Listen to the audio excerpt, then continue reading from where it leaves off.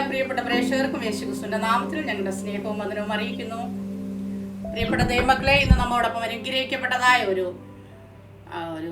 വൈദികനാണ്. മർത്തോമായിൽ ഒരുപാട് വർഷങ്ങളെ കർത്താവിൻ്റെ വേലയിലും അതോടൊപ്പം തന്നെ സാമൂഹിക പ്രവർത്തനങ്ങളും പ്രത്യേകിച്ച് സമൂഹം മാറ്റി നിർത്തുന്ന അനേകരുടെ ഇടയിൽ പോയി കർത്താവിൻ്റെ സുവിശേഷവും അതോടൊപ്പം സാമൂഹ്യ പ്രവർത്തനങ്ങളും അവരെ എങ്ങനെ ഉന്നമനത്തിലേക്ക് കൊണ്ടുവരണമെന്നൊക്കെ ഉള്ളതായ ഒരു വലിയ സേവനം ചെയ്യുന്ന കർത്താവിൻ്റെ ദാസനാണ് ഇന്ന് നമ്മോടൊപ്പം ആയിരിക്കുന്നത്.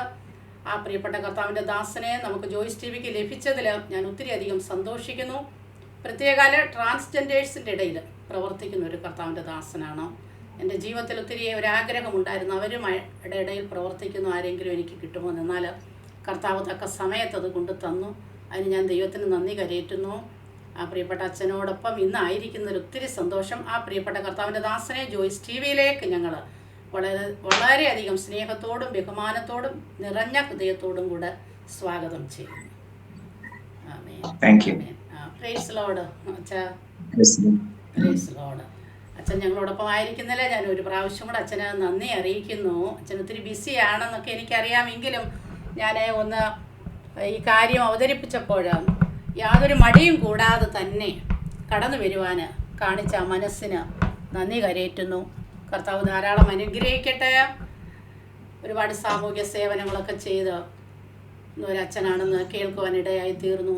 കർത്താവിനെ ഉപയോഗിക്കട്ടെ. അനേകർക്കൊരു വിടുതലും ആശ്വാസവും സുവിശേഷത്തിനോടൊപ്പം തന്നെ സാമൂഹ്യ പ്രവർത്തനവും ചെയ്ത് അവരെ ഉന്നമനത്തിലേക്ക് കൊണ്ടുവരുവാൻ നമ്മുടെ കർത്താവ് ചെയ്തതുപോലെ തന്നെ കൊണ്ടുവരുവാൻ കർത്താവ് ഉപയോഗിക്കുന്നതിനെ ഓർത്ത് ഞാൻ ദൈവത്തിന് നന്ദി കരയേറ്റുന്നു. അച്ഛന് നന്ദി കരയേറ്റുന്നു.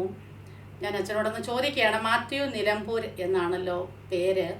അപ്പോൾ നിലമ്പൂർ എന്ന് ആണോ അപ്പം താമസിക്കുന്നത്, അതോ സുവിശേഷ പ്രവർത്തനത്തിനോടൊപ്പം വേറെ എവിടെയെങ്കിലും ആണോ? ഞാൻ ജനിച്ചു വളർന്നതൊക്കെ നിലമ്പൂരാണ്. അതുകൊണ്ടാണ് എൻ്റെ പേരിൻ്റെ കൂടെ നിലമ്പൂർ ഞാൻ എൻ്റെ തൂലികാനാമമായിട്ട് ഇങ്ങനെ വെച്ചിട്ടുള്ളതുകൊണ്ട്. എൻ്റെ ശരിക്കുള്ള പേര് മാത്യു ഫിലിപ്പ് എന്നാണ്. നിലമ്പൂരാണ് എൻ്റെ വീട്. ഞാൻ ജനിച്ചു വളർന്ന് ഞാൻ പഠനമൊക്കെ നിലമ്പൂരാണ് ചെയ്തത്. അതിനുശേഷം പിന്നെ ഇപ്പൊ ഞാൻ താമസിക്കുന്ന ആലുവയിലാണ്. ഓക്കെ. ഒരു മർത്തോമായിൽ ഒരുപാട് വർഷമായി വൈദികനായി സേവനം അനുഷ്ഠിക്കുന്നു എന്ന് പറഞ്ഞു. അപ്പം മർത്തോമായിലെ ആ സേവനം അനുഷ്ഠിക്കുന്നതിന് മുന്നമേ ഒരു കാലഘട്ടം അച്ഛൻ്റെ ജീവിതത്തിലുണ്ടല്ലോ. അപ്പോൾ ആ കാലഘട്ടം എന്ന് പറയുന്നത് ബാല്യകാലമൊക്കെയാണ്. അപ്പോൾ അതിനെക്കുറിച്ചൊന്ന് കേൾക്കാൻ ഞങ്ങൾക്ക് ആഗ്രഹമുണ്ട്. കുടുംബവും ബാല്യകാലവും ഒക്കെ ഒന്ന് പറഞ്ഞാലേ നമ്മുടെ പ്രേക്ഷകർക്ക് ഒരു അറിവായിരിക്കുമല്ലോ. ഓക്കെ.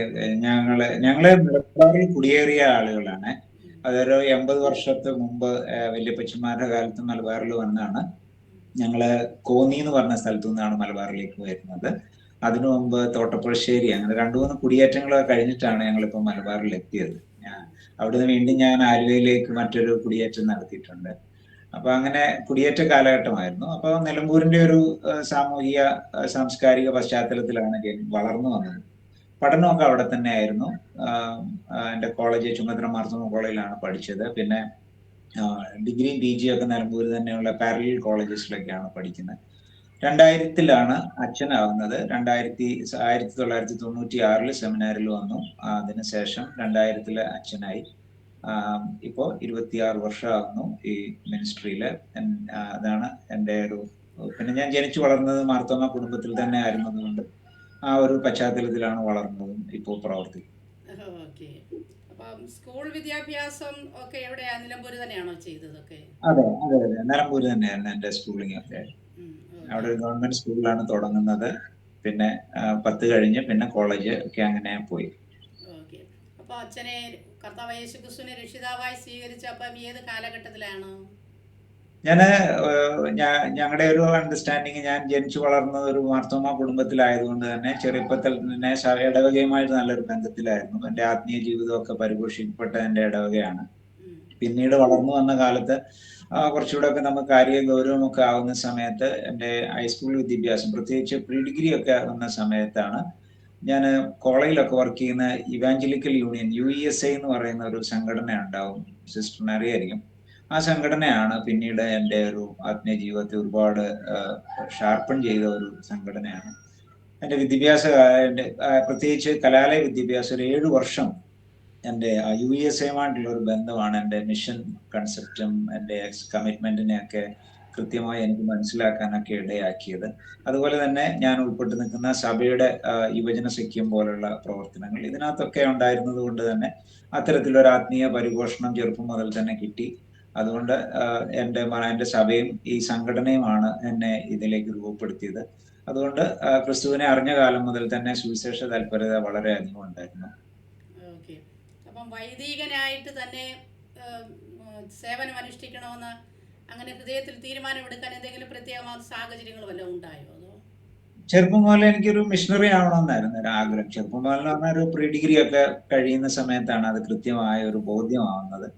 അപ്പം ഒരു സുവിശേഷ വേലയ്ക്ക് പോകണം. നേപ്പാളിലാണ് ടിബറ്റൻ മേഖലകളിലൊക്കെ പോയി വർക്ക് ചെയ്യണമെന്നായിരുന്നു എൻ്റെ ആദ്യകാലത്തെ ആഗ്രഹം. അങ്ങനെ നേപ്പാളിൽ പോകണമെന്ന് വിചാരിച്ചു. ഞാൻ നേപ്പാളിൽ പോയി. അവിടെയാണ് എൻ്റെ MA കഴിഞ്ഞതിന് ശേഷം നേപ്പാളിലേക്ക് വരികയായിരുന്നു. അവിടെയാണ് പിന്നെ പ്രവർത്തനം തുടങ്ങുന്നത്. നേപ്പാളിൽ നിന്ന് പിന്നെ സെമിനാരിലേക്ക് വരിക, അതിനൊക്കെ ഒത്തിരി വേറെ പശ്ചാത്തലങ്ങളൊക്കെ ഉണ്ട്. അത് ദൈവത്തിന്റെ ഒരു നിയോഗമായിട്ട് ഞാൻ കാണുന്നു. ടിബറ്റിൽ വർക്ക് ചെയ്യാൻ വേണ്ടി പോകുന്ന ഒരു പോക്കായിരുന്നു. ഞാൻ നേപ്പാളിൽ കുറച്ചു നാളെ ഭാഷ പഠിക്കാൻ വേണ്ടി നിന്നതാണ്. പക്ഷെ എനിക്കത് പ്രൊസീഡ് ചെയ്യാൻ പറ്റിയില്ല.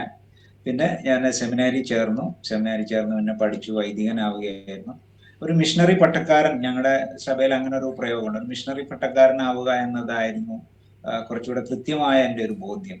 അപ്പം അത് പിൽക്കാലത്ത് സംഭവിച്ചു. അങ്ങനെയാണ് ഞാൻ സഭയിൽ ഒരു അച്ഛനായി മാറുന്നത്. ഓക്കെ. അപ്പൊ ഈ ടിബറ്റ് എന്ന് എടുത്തു പറഞ്ഞു. അപ്പൊ ടിബറ്റ് എന്ന് പറയുന്നത് സാധു സുന്ദർ സിംഗിനെ കുറിച്ച് അങ്ങനെ വല്ല ഒരു ഇൻഫ്ലുവൻസ് ജീവിതത്തിൽ ഉണ്ടായിട്ടുണ്ടോ? വളരെ ചെറുപ്പം മുതൽ മിഷണറിമാരെന്നെ ഒരുപാട് ചലഞ്ച് ചെയ്യാൻ, മിക്കവാറും മിഷണറി സ്റ്റോറീസ് അഡ്വഞ്ചറസ് ആണ് ഞാൻ ബേസിക്കലി. അപ്പൊ അതുകൊണ്ട് വളരെ അഡ്വഞ്ചറസ് ആയിട്ടുള്ള മിഷൻ ചെയ്യണമെന്നായിരുന്നു താല്പര്യം. അപ്പൊ സാധു സുന്ദർ സിംഗ് എന്നെ വളരെ ചെറിയ പ്രായം മുതൽ തന്നെ വലിയതായിട്ട് സ്വാധീനിച്ച ഒരു വ്യക്തിത്വമാണ്. അപ്പം അദ്ദേഹം പോയ വഴികളിലൂടെ ഒക്കെ പോകണമെന്ന് എനിക്ക് ആഗ്രഹം ഉണ്ടായിരുന്നു. അവസാനം ഞാൻ പോയി. പിൽക്കാലത്ത് അദ്ദേഹം പോയ വഴികളിലൂടെ, നടന്ന വഴികളിലൂടെ ഒക്കെ ഞാൻ ടിബറ്റിന്റെ ബോർഡർ വരെ നടന്നു പോയിട്ടുണ്ട്. അങ്ങനെയൊക്കെ പിന്നീട് സംഭവിച്ചിട്ടുണ്ട് ആഗ്രഹ നിവൃത്തിക്ക് വേണ്ടി. എന്തായാലും ടിബറ്റൻ ഭാഷ പഠിക്കാൻ വേണ്ടി നേപ്പാളിൽ താമസിച്ച കാലത്താണ് നേപ്പാളിൽ ഒരു സ്കൂളിൽ വർക്ക് ചെയ്യായിരുന്നു.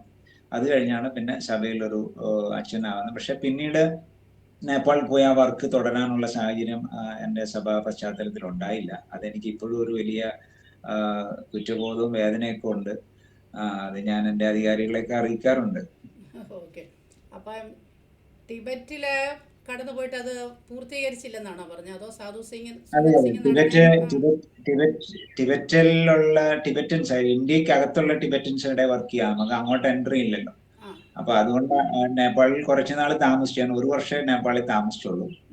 അപ്പൊ അന്ന് ഈ ഒരു മിഷനായിരുന്നു എൻ്റെ ഒരു താല്പര്യം. പക്ഷെ അത് സാധിക്കാതെ പോയി. പിന്നെ എനിക്ക് സെമിനാറിൽ വന്ന് പഠിച്ചു, പിന്നെ സഭയുടെ ഭാഗമാകേണ്ടി വന്നു. അങ്ങനെ പിന്നെ ഞാൻ അത് തുടരുകയാണ്. അങ്ങനെ ഒരു അച്ഛനായതിനു ശേഷം വീണ്ടും അവിടെ തന്നെ പോകണം എന്നായിരുന്നു. കാരണം നേപ്പാളിൽ സുവിശേഷ പ്രവർത്തനം ആരംഭിക്കുന്ന മാർത്തോമ സഭയാണ് 1950. അപ്പം അതിന്റെ ഭാഗമൊക്കെ ആ ഒരു പ്രചോദനമൊക്കെ പിൽക്കാലത്ത് എനിക്കുണ്ടായിരുന്നു. പക്ഷെ നിർഭാഗ്യവശാൽ പിന്നീട് സഭയുടെ പ്രവർത്തനങ്ങളൊക്കെ അവിടെ നിന്ന് പോവുകയും പിന്നെ അത് തുടരാൻ സാധിച്ചില്ല. അത് എനിക്ക് വലിയൊരു പ്രയാസമുണ്ട്. അതിന്റെ ഭാഗമാവണമെന്ന് വലിയ ആഗ്രഹമായിരുന്നു. അത് സംഭവിച്ചില്ല. അപ്പൊ എങ്ങനെയായിരുന്നു ആ ഒരു വർഷക്കാലത്തെ അച്ഛന്റെ അവിടുത്തെ പ്രവർത്തനം? ഞാൻ അവിടെ ഒരു സ്കൂൾ ടീച്ചറായിരുന്നു. അവിടെ അന്ന് ഞാൻ അവിടെ ചെല്ലുന്ന സമയത്ത് അന്നൊരു CV അബ്രഹാം എന്ന് പറഞ്ഞ ഒരു ആളവിടെ ഉണ്ടായി. ഈവന്റ് സ്റ്റാഫ് ഒക്കെ ഉണ്ടായിരുന്നു. അദ്ദേഹം ത്രൂ ആണ് ഞാൻ അവിടെ പോകുന്നത്. ഞങ്ങളവിടെ ഒരു സ്കൂളിൽ അധ്യാപകനായിരുന്നു. അന്ന് എല്ലാവരും സ്കൂളിൽ പഠിപ്പിക്കണമായിരുന്നു. കാരണം ഞങ്ങളവിടെ വർക്ക് ചെയ്യുന്ന കാലത്ത് തന്നെ 11 പേര് ജയിലിലുള്ള സമയമാണ്. സുവിശേഷത്തിന് വേണ്ടി ഒത്തിരി മിഷണറിമാർ ജയിലിൽ കിടന്നൊരു കാലത്താണ് ഞങ്ങൾ നേപ്പാളിലുള്ളത്. അപ്പൊ അതുകൊണ്ട് തന്നെ മിഷണറിമാരാണെന്ന് ആരും അങ്ങോട്ടും ഇങ്ങോട്ടും പറയാറില്ല. എന്തെങ്കിലുമൊക്കെ ഒരു തൊഴിൽ ചെയ്യുക എന്നുള്ളതായിരുന്നു. അപ്പൊ അന്ന് കൊറിയൻ മിഷണറിമാരവിടെ ധാരാളമായിട്ടുണ്ടായിരുന്നു. അതിൽ പലരും ജയിലിലായിരുന്നു. ഞങ്ങളുടെ കൂടെ വർക്ക് ചെയ്ത ഒരാൾ ജയിലിൽ പിൽക്കാലത്ത് പോവുകയും ചെയ്തിട്ടുണ്ട്. അപ്പൊ അങ്ങനെയൊക്കെയുള്ളൊരു ഇതുള്ളത് കൊണ്ട് ഞങ്ങൾ എല്ലാവരും സ്കൂളുകളിൽ അധ്യാപകരായിരുന്നു. ഞാൻ അവിടെ ഒരു സ്കൂളിൽ, കാഠ്മണ്ഡുവിനടുത്തുള്ള ഒരു സ്കൂള്, ഞാൻ അവിടെ അധ്യാപകനായിട്ടൊരു സ്കൂളിൽ പഠിപ്പിച്ചുകൊണ്ടിരിക്കുകയായിരുന്നു. ഉച്ച കഴിഞ്ഞുള്ള സമയം വൈകുന്നേരങ്ങളിലൊക്കെ നമ്മൾ ശുശ്രൂഷയ്ക്ക് വേണ്ടി ഗ്രാമങ്ങളിലൊക്കെ പോവുക, അവരോട് സുവിശേഷം പറയുക, അതൊക്കെയായിരുന്നു ആദ്യകാലത്തുണ്ടായിരുന്ന ഒരു പ്രവർത്തനം. അത് കഴിഞ്ഞ അച്ഛന് പിന്നെ ഇവിടെ കേരളത്തിൽ വന്ന് പഠിക്കുമായിരുന്നില്ലേ? അതെ, ഞാൻ പിന്നെ സെമിനാരി ചേർന്നു. സെമിനാരിലെ പഠിത്തം 4 വർഷത്തെ പഠനം കഴിഞ്ഞു. 2000 ഓർഡിനേഷൻ ഉണ്ടായി. അതിനുശേഷം ബോംബെയിലായിരുന്നു. ബോംബെ ചെന്നപ്പോഴാണ് ആദ്യമായി ട്രാൻസ്ജെൻഡേഴ്സുമായിട്ടുള്ള ഒരു ഇന്ററാക്ഷൻ ഒക്കെ ഉണ്ടാകുന്നത്.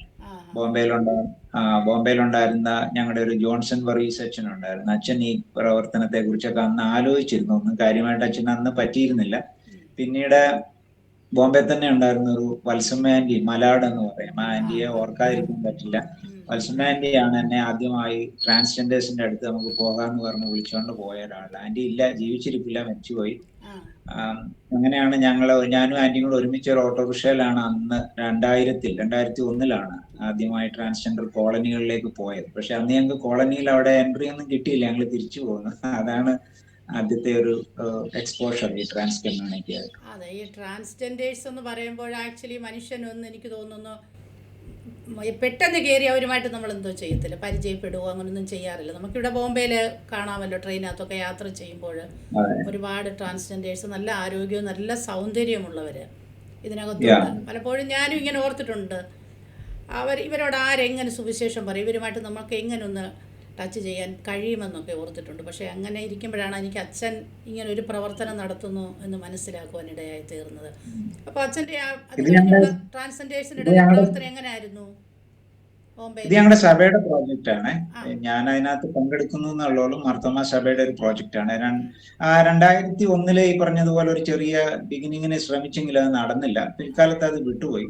പിന്നെ പിന്നെ കുറച്ചു നാൾ ഞാൻ കേരളത്തിലായിരുന്നു, വയനാട്ടിലായിരുന്നു. വയനാട്ടിലെ ട്രൈബൽ സെറ്റിങ്ങിലൊക്കെ പുൽപ്പള്ളിക്ക് അടുത്തുള്ള ഒരു വനത്തിലെ ഞങ്ങളൊരു പ്രോജക്റ്റ് ഒക്കെ ആരംഭിക്കുന്നുണ്ട്. പിന്നെ അവിടെ വയനാട്ടിലെ ഡി അഡിഷൻ പ്രവർത്തനങ്ങളെ, അപ്പം അന്ന് വയനാട്ടിലെ ഡി അഡിഷൻ, അന്ന് വയനാട്ടിലെ സിസ്റ്ററിനെ അറിയായിരിക്കും, ആ കാലത്ത് അവിടുത്തെ കുരുമുളക് കൃഷി കൂട്ടമായി നശിച്ചു പോവുകയും കർഷകർ കൂട്ടമായി ആത്മഹത്യ ചെയ്യുകയും ചെയ്യുന്ന ഒരു കാലഘട്ടം. 2005, 2004, 2003 ആ കാലഘട്ടം. ആ സമയത്താണ് ഞാൻ വയനാട്ടിലെത്തുന്നത്. അന്ന് സഭ എന്താണ് വയനാട്ടിലെ ആത്മഹത്യയുടെ കാരണമെന്ന് കണ്ടെത്താൻ വേണ്ടി ഒരു ശ്രമം നടത്തിയായിരുന്നു. അന്ന് ഒരു കമ്മിറ്റിയൊക്കെ രൂപീകരിച്ചു. ഞാൻ ആ കമ്മിറ്റിയിൽ ഉണ്ടായിരുന്നു.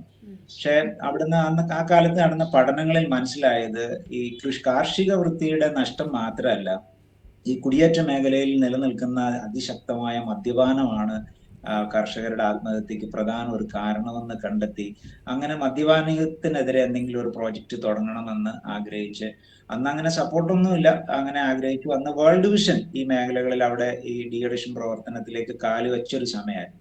അപ്പൊ ആ ഒരു വർക്കില് അവരോടുകൂടെ എനിക്കും ചേർന്ന് പ്രവർത്തിക്കാൻ പറ്റി. അങ്ങനെ ചുങ്കത്തറ എന്ന് പറഞ്ഞ സ്ഥലത്ത് ഒരു MM ചാക്കോ എന്ന് പറഞ്ഞ ഒരാൾ ആ കാലത്ത് ഡി അഡിഷൻ പ്രവർത്തനങ്ങൾക്ക് നേതൃത്വം നൽകി. അന്ന് വയനാട്ടില് സാറ് വല്ലപ്പോഴൊക്കെ വരുന്നിട്ടേ ഉണ്ടായിരുന്നു. അങ്ങനെ ഞാനും സാറും കൂടെ ആലോചിച്ച് ഞങ്ങള് വയനാട്ടിലൊരു ചെറിയ വാടക വീട് എടുത്തിട്ട് അവിടെ നടവയൽ എന്ന് പറഞ്ഞ സ്ഥലത്താണ്, അവിടെ ഒരു ചെറിയ ഡി അഡിഷൻ സെന്റർ ആരംഭിക്കുകയാണ്. അന്ന് ആരും സപ്പോർട്ട് ചെയ്യാനൊന്നുമില്ല, നമ്മുടെ സാലറിന്നൊക്കെ കൊടുത്തൊക്കെയാണ് ഈ പ്രോജക്റ്റ് ഒക്കെ അന്ന് തുടങ്ങിയത്. പിൽക്കാലത്ത് ഉണ്ടായിരുന്നു സഭയുടെ വർക്ക് അത് തന്നെയായിരുന്നു. ഞാൻ അവിടെയെങ്കിലും ഈ ഡി അഡിഷൻ പ്രവർത്തനമായിട്ട് തുടങ്ങാൻ അന്ന് ഫൈനാൻഷ്യൽ സപ്പോർട്ടൊന്നും ഉണ്ടായിരുന്നില്ല. പിന്നെ അത് തുടങ്ങി 1 വർഷം കഴിഞ്ഞപ്പോൾ അന്ന് അവിടെ ഉണ്ടായിരുന്ന ഒരു തിമോത്തിയോസ് ബിഷപ്പുണ്ട്, ഞങ്ങളുടെ മലബാറിന്റെ ബിഷപ്പ് വളരെ താല്പര്യമുള്ളവരായിരുന്നു ഈ മേഖല. അപ്പൊ ഈ ഒരു കൺസേൺ ബിഷപ്പിനോട് പറഞ്ഞപ്പോൾ ബിഷപ്പ് പറഞ്ഞ, അച്ഛാ ഒന്നും പേടിക്കേണ്ട, അച്ഛൻ മുന്നോട്ട് പോക്കോ എന്ന് പറഞ്ഞു. ബിഷപ്പ് അതിന് സാമ്പത്തിക സഹായമൊക്കെ തന്നു.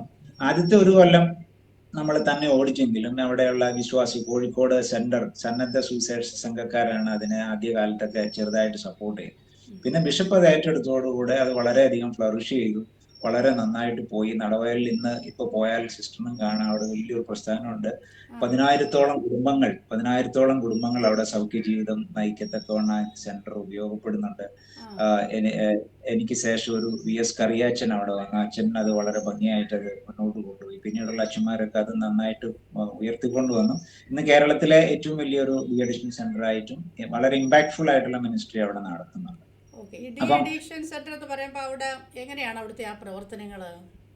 അവിടെ നമ്മള് 10 ദിവസത്തെ ക്യാമ്പുകളാണ്, ഫാമിലി ആയിട്ടാണ് അവിടെ അഡ്മിറ്റ് ചെയ്യുന്നത്. നമ്മൾ തുടങ്ങിയ കാലം മുതൽ, വേൾഡ് വിഷനോട് ചേർന്ന് വർക്ക് ചെയ്ത കാലം മുതൽ തന്നെ നമ്മൾ 4-5 വീട്ടുകാരെ, അവരെ ഹസ്ബൻഡ് വൈഫും നിർബന്ധമായിട്ട് വന്ന് നമ്മുടെ കൂടെ 10 ദിവസം താമസിച്ച്, അന്ന് MM ചാക്കോ സാറിന്റെ നേതൃത്വത്തിലാണ് അന്ന് ക്യാമ്പുകളിലെ ക്ലാസ്സുകളൊക്കെ നടന്നത്. അപ്പം അത് അങ്ങനെയുള്ള ഒരു ക്യാമ്പ് വളരെയധികം നമുക്ക് തുടങ്ങിയ വർഷം തന്നെ കേരള ഹൈക്കോടതിയുടെ പ്രത്യേക അംഗീകാരമൊക്കെ കിട്ടിയ ഒരു സ്ഥാപനമായിട്ട് അത് വളർന്നു, ആദ്യത്തെ വർഷം തന്നെ.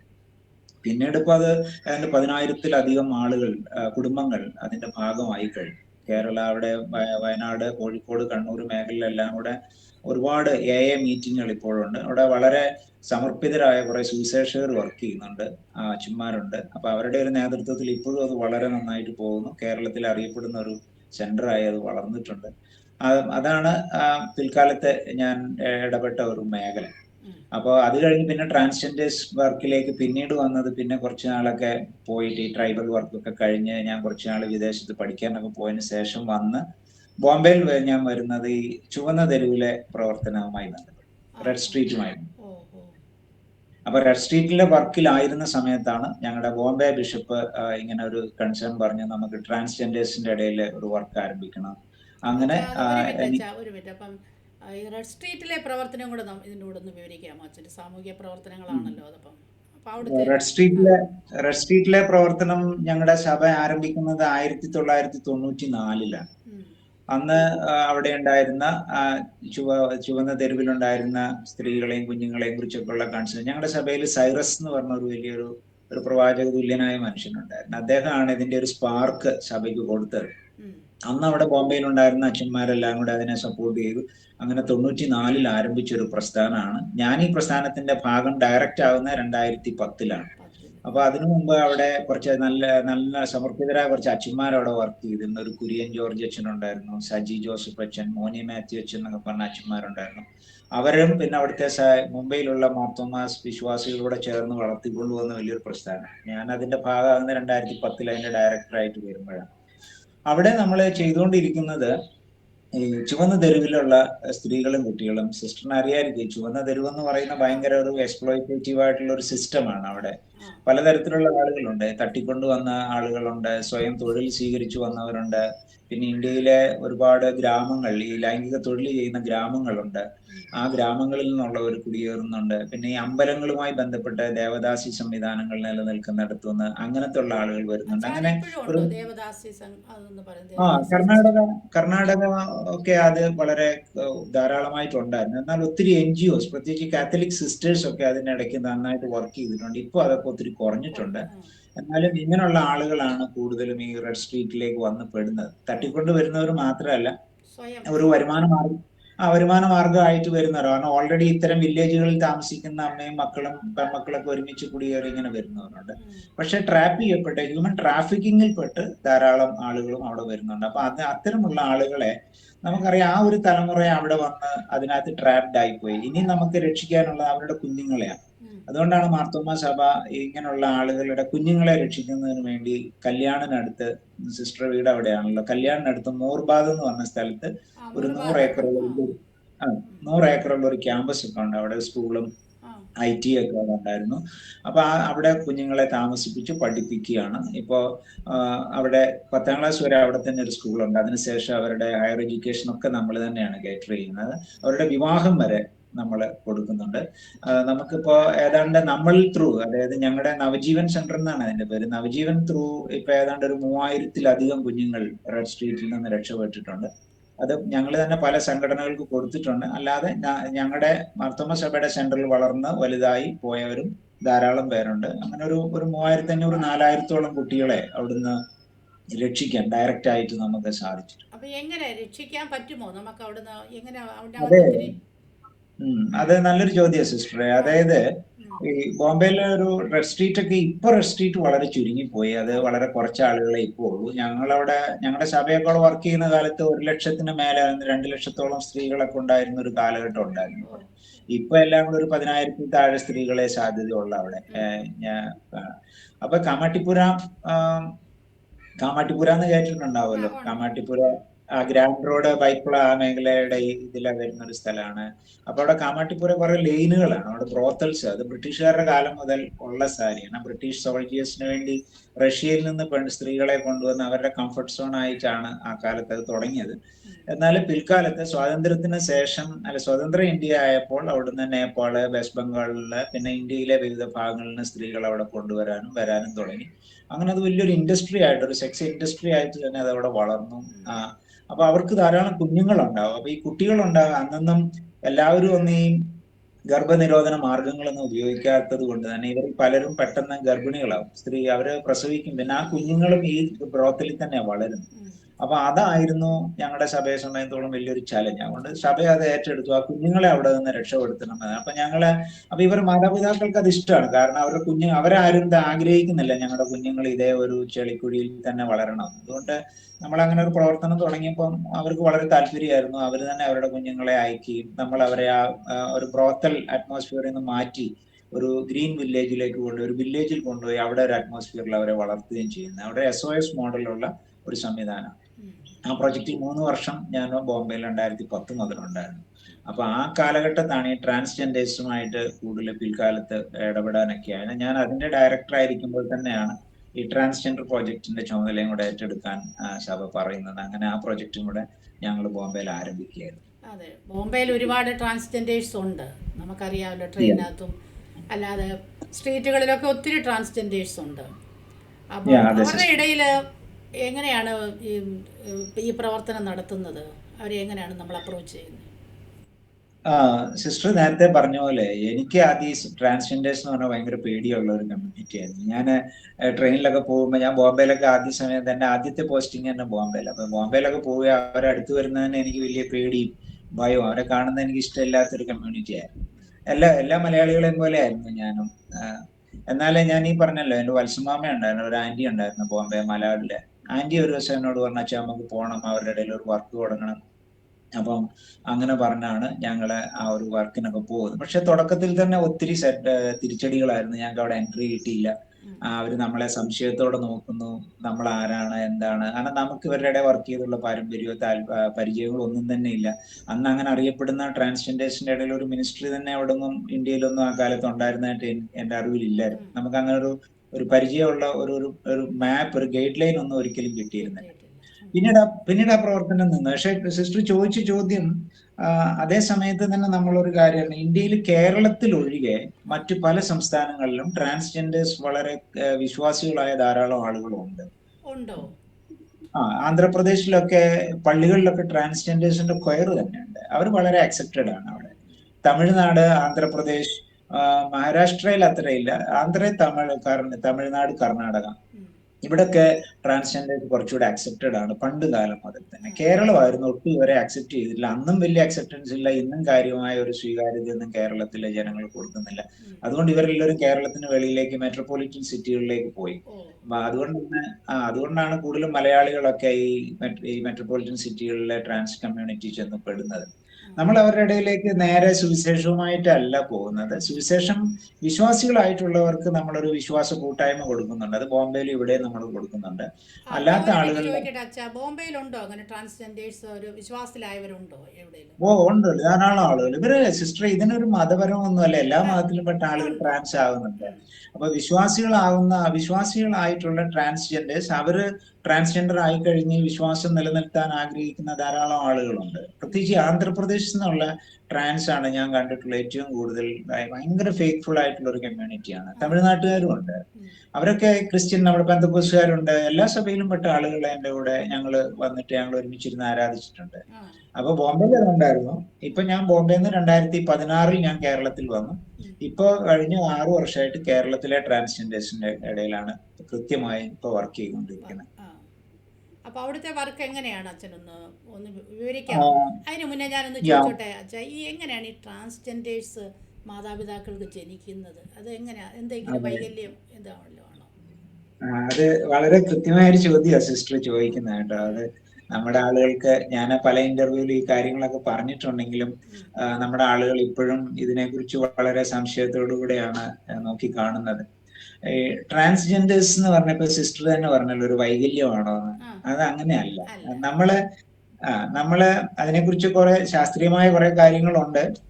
ഞാൻ പല ഇന്റർവ്യൂസിലും അതൊക്കെ പറഞ്ഞിട്ടുണ്ട്. അതിനി റിപ്പീറ്റ് ചെയ്യുമ്പോൾ ഒത്തിരി സമയം പോകുമായിരിക്കും. എന്നാലും വളരെ ചുരുക്കമായിട്ട് ചില കാര്യം ഓക്കെ ഒന്നാമത്തെ ഒരു കാര്യം, ട്രാൻസ്ജെൻഡർ എന്ന് പറയുന്നത് ഒരു പുതിയ പ്രതിഭാസമല്ല. മനുഷ്യനുണ്ടായ കാലം മുതൽ തന്നെ ട്രാൻസ്ജെൻഡേഴ്സും ഉണ്ട്. അപ്പൊ അത് ആ കാലഘട്ടത്തിൽ അത് പ്രത്യേകിച്ച് നമ്മൾ ഈ ആഫ്രിക്കൻ പേർഷ്യൻ കൾച്ചറിലൊക്കെ ട്രാൻസ്ജെൻഡേഴ്സ് വളരെയധികം ഉന്നതമായ ഒരു അംഗീകാരം കിട്ടിയൊരു സമൂഹമായിരുന്നു. അവരെ രാജാക്കന്മാരാണെങ്കിലും കൊട്ടാരങ്ങളിലൊക്കെ ഉന്നത പദവി കൊടുത്ത് ബഹുമാനിക്കുന്നവരായിരുന്നു. ഇപ്പൊ നമ്മുടെ ശിഖണ്ഡിയെ മുൻനിർത്തിയാണ് ഭീഷ്മരെ വധിക്കുന്ന നമ്മുടെ മഹാഭാരത കഥയൊക്കെ നമ്മൾ വായിക്കുമ്പോൾ ആ കാലത്ത് തന്നെ ശിഖണ്ഡി എന്ന് പറയുന്നത് കൃത്യമായ ഒരു ഐഡന്റിറ്റി ആയിട്ട് ആ കാലത്ത് തന്നെ ഉണ്ടായിരുന്നു.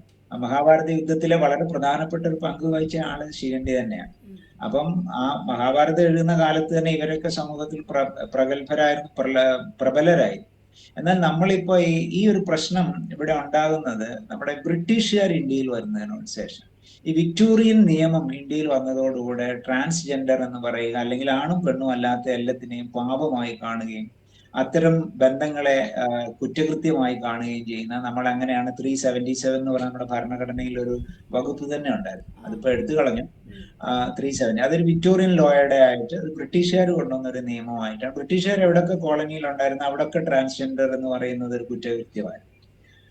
അതുപോലെ തന്നെ LGBT എല്ലാം ഒരു കുറ്റകൃത്യമായിട്ടാണ് ബ്രിട്ടീഷുകാർ. അങ്ങനെയാണ് ഇന്ത്യയിൽ അവരറിഞ്ഞോണ്ട് ചെയ്യുന്നല്ലോ, ജനിക്കുന്നത് അങ്ങനല്ലേ, അപ്പൊ അതൊരു അതാ സിസ്റ്റർ ചോദിച്ച ചോദ്യം, അതാ ഞാൻ പറഞ്ഞു വരുന്നത്. ഈ ട്രാൻസ്ജെൻഡർ എന്ന് പറയുന്നത് ഒരിക്കലും ഒരു മിസ്റ്റേക്ക് അല്ല, ഒരു വൈകല്യമല്ല, ഒരു എന്താ പറയുന്ന ഒരു ഡിഫോമിറ്റി അല്ല. അതൊരു മാനസിക അവസ്ഥയാണ്, ശാരീരിക അവസ്ഥയും കൂടെയാണ്. അതെന്താണെന്ന് കൃത്യമായിട്ട് ഞാൻ പറയാം. ഒരു ട്രാൻസ്ജെൻഡർ എന്ന ആൾ, നമുക്ക് അതിനു മുമ്പ് നമ്മൾ ഓർക്കേണ്ടത്, നമ്മുടെ ഇന്ത്യയിൽ നമ്മൾ സെക്സും ജെൻഡറും പറയാറുണ്ട്. ഈ സെക്സ് എന്ന് പറയുമ്പോൾ നമ്മുടെ നാട്ടില് ഇപ്പൊ പണ്ടൊക്കെ നമ്മുടെ ആപ്ലിക്കേഷൻ ഫോമിൽ സെക്സ് എന്ന് പറഞ്ഞാൽ പേര്, വയസ്സ് കഴിഞ്ഞാൽ പിന്നെ ചോദിക്കുന്ന സെക്സ് ആയിരുന്നു. സെക്സ് എന്ന് പറഞ്ഞാൽ മെയിൽ അല്ലെങ്കിൽ ഫീമെയിൽ, ഇത് രണ്ടും ഉള്ളായിരുന്നു. എന്നാൽ വേറൊരു സെക്സും കൂടെ ഉണ്ട്, നമ്മളത് പലരും അറിയുന്നില്ല. ആ സെക്സ് ഇന്റർസെക്സ് എന്ന് പറഞ്ഞൊരു കമ്മ്യൂണിറ്റിയാണ്. ഇന്റർസെക്സ് എന്ന് പറഞ്ഞാൽ നമുക്കറിയാം, ഒരു കുട്ടി ജനിക്കുമ്പോൾ ആ കുട്ടി ലിംഗമാണ്, ആ കുട്ടിക്ക് പുരുഷ ലിംഗമാണെങ്കിൽ അതിന് നമ്മൾ പുരുഷനെന്നും, സ്ത്രീ ലിംഗമാണെങ്കിൽ സ്ത്രീ എന്നും പറയും. വേറെ ഒന്നും നോക്കിയിട്ടൊന്നുമല്ല, ലൈംഗിക അവയവത്തിന്റെ സ്ട്രക്ചർ നോക്കി മാത്രമാണ് സെക്സ് എന്ന് നമ്മൾ പറയുന്നത്. ലൈംഗിക എന്താണോ ബാഹ്യമായി അറിയുന്നത്, പ്രൈമറി എവിഡൻസ് എന്ന് പറയും. നമ്മൾ പ്രൈമറി ആയിട്ട് കാണുന്ന എന്താണോ അത് വെച്ചാണ് നമ്മൾ സെക്സ് തീരുമാനിച്ചുകൊണ്ടിരുന്നത്. എന്നാൽ സെക്സും ജെൻഡറും തമ്മിൽ വ്യത്യാസം. അതിനു മുമ്പ് ഞാൻ ഇന്റർസെക്ഷനെ കുറിച്ച് പറഞ്ഞില്ലല്ലോ. ഇന്റർസെക്ഷൻ എന്ന് പറയുന്നത് ഒരു കുട്ടി ജനിക്കുമ്പോൾ ആ കുട്ടി ആൺകുട്ടിയാണോ പെൺകുട്ടിയാണോ എന്ന് കൃത്യമായി പറയാൻ പറ്റില്ല. അതായത് പുരുഷന്റെ ലിംഗം ഉണ്ടാവും, സ്ത്രീയുടെ ലൈംഗിക അവയവത്തിന്റെയും അതിന്റെ ഒരു മിക്സ് ആയിരിക്കും, ഒരു കോമ്പിനേഷൻ ആയിരിക്കും. അപ്പൊ അങ്ങനെയുള്ള കുട്ടികൾ ജനിക്കുമ്പോൾ തന്നെ അതിന്റെ പ്രൈമറി എവിഡൻസിൽ, പ്രൈമറി ആയിട്ടുള്ള നമ്മുടെ കിട്ടുന്ന തെളിവ് വെച്ച് നോക്കുമ്പോൾ ആ കുട്ടി ആണും അല്ല പെണ്ണും അല്ലാത്ത ഒരവസ്ഥയിലുണ്ടാവും. എന്നാൽ ഇതിന്റെ സെക്കൻഡറി ക്യാരക്ടറിസ്റ്റിക്സ് ഉണ്ട്. അതായത് ഈ കുട്ടി നമ്മൾ സ്കാൻ ചെയ്യുകയാണെങ്കിൽ ചിലപ്പോൾ ആ കുട്ടിക്ക് ഓവറി ഉണ്ടാവും, യൂട്രസ് ഉണ്ടാവും. അപ്പം ആൺകുട്ടിയുടെ ലിംഗമായിരിക്കും ഉള്ളത് കൂടുതലായിട്ട്, പക്ഷെ ഈ കുട്ടിക്ക് യൂട്രസും ഉണ്ടാവും, അതേ സമയത്ത് തന്നെ ഓവറി ഉണ്ടാവും. പിന്നെ ഈ കുട്ടി വളർന്നു വരുമ്പോൾ അതിന്റെ ഹോർമോൺ ലെവൽ, ഇതൊക്കെ സെക്കൻഡറി ക്യാരക്ടറിസ്റ്റിക്സ് ആണ്. പ്രൈമറി നമ്മൾ നോക്കുന്നത് ലൈംഗിക അവയവമാണ്. അപ്പം ഇത്തരം കുട്ടികളെ നമ്മൾ ഇന്റർസെക്സ് എന്ന് വിളിക്കും. അപ്പൊ ഇന്റർസെക്സ് കുട്ടികൾ കുറച്ചുകൂടെ എന്താ പറയുന്നത്, വിവിഡാണ്, കുറച്ചുകൂടെ ഒബ്വിയസ് ആണ്, ക്ലിയർ ആണ്. ഈ കുട്ടി ആണും അല്ല പെണ്ണും അല്ല, ഇങ്ങനെയുള്ള കുട്ടികളെ നമ്മൾ ഇന്റർസെക്സ്. ഈ 3 സെക്സ് ആണ് നമുക്ക് ലോകത്തുള്ളൂ, വേറെ സെക്സ് ഒന്നും ഈ ലോകത്തില്ല. അപ്പൊ സ്ത്രീ പുരുഷൻ ഇന്റർസെക്സ്, അതായത് നമ്മൾ ഈ സെക്സ്. എന്നാൽ ജെൻഡർ എന്ന് പറയുന്ന ഒരു കാര്യമുണ്ട് സിസ്റ്റർ. ജെൻഡർ ആണ് നമ്മുടെ ആളുകൾക്ക് അറിയാത്തത്. നമ്മൾ ഈ ജെൻഡറും സെക്സും തമ്മിൽ തെറ്റിദ്ധരിച്ചാണ് എപ്പോഴും മനസ്സിലാകുന്നില്ല നമുക്ക്.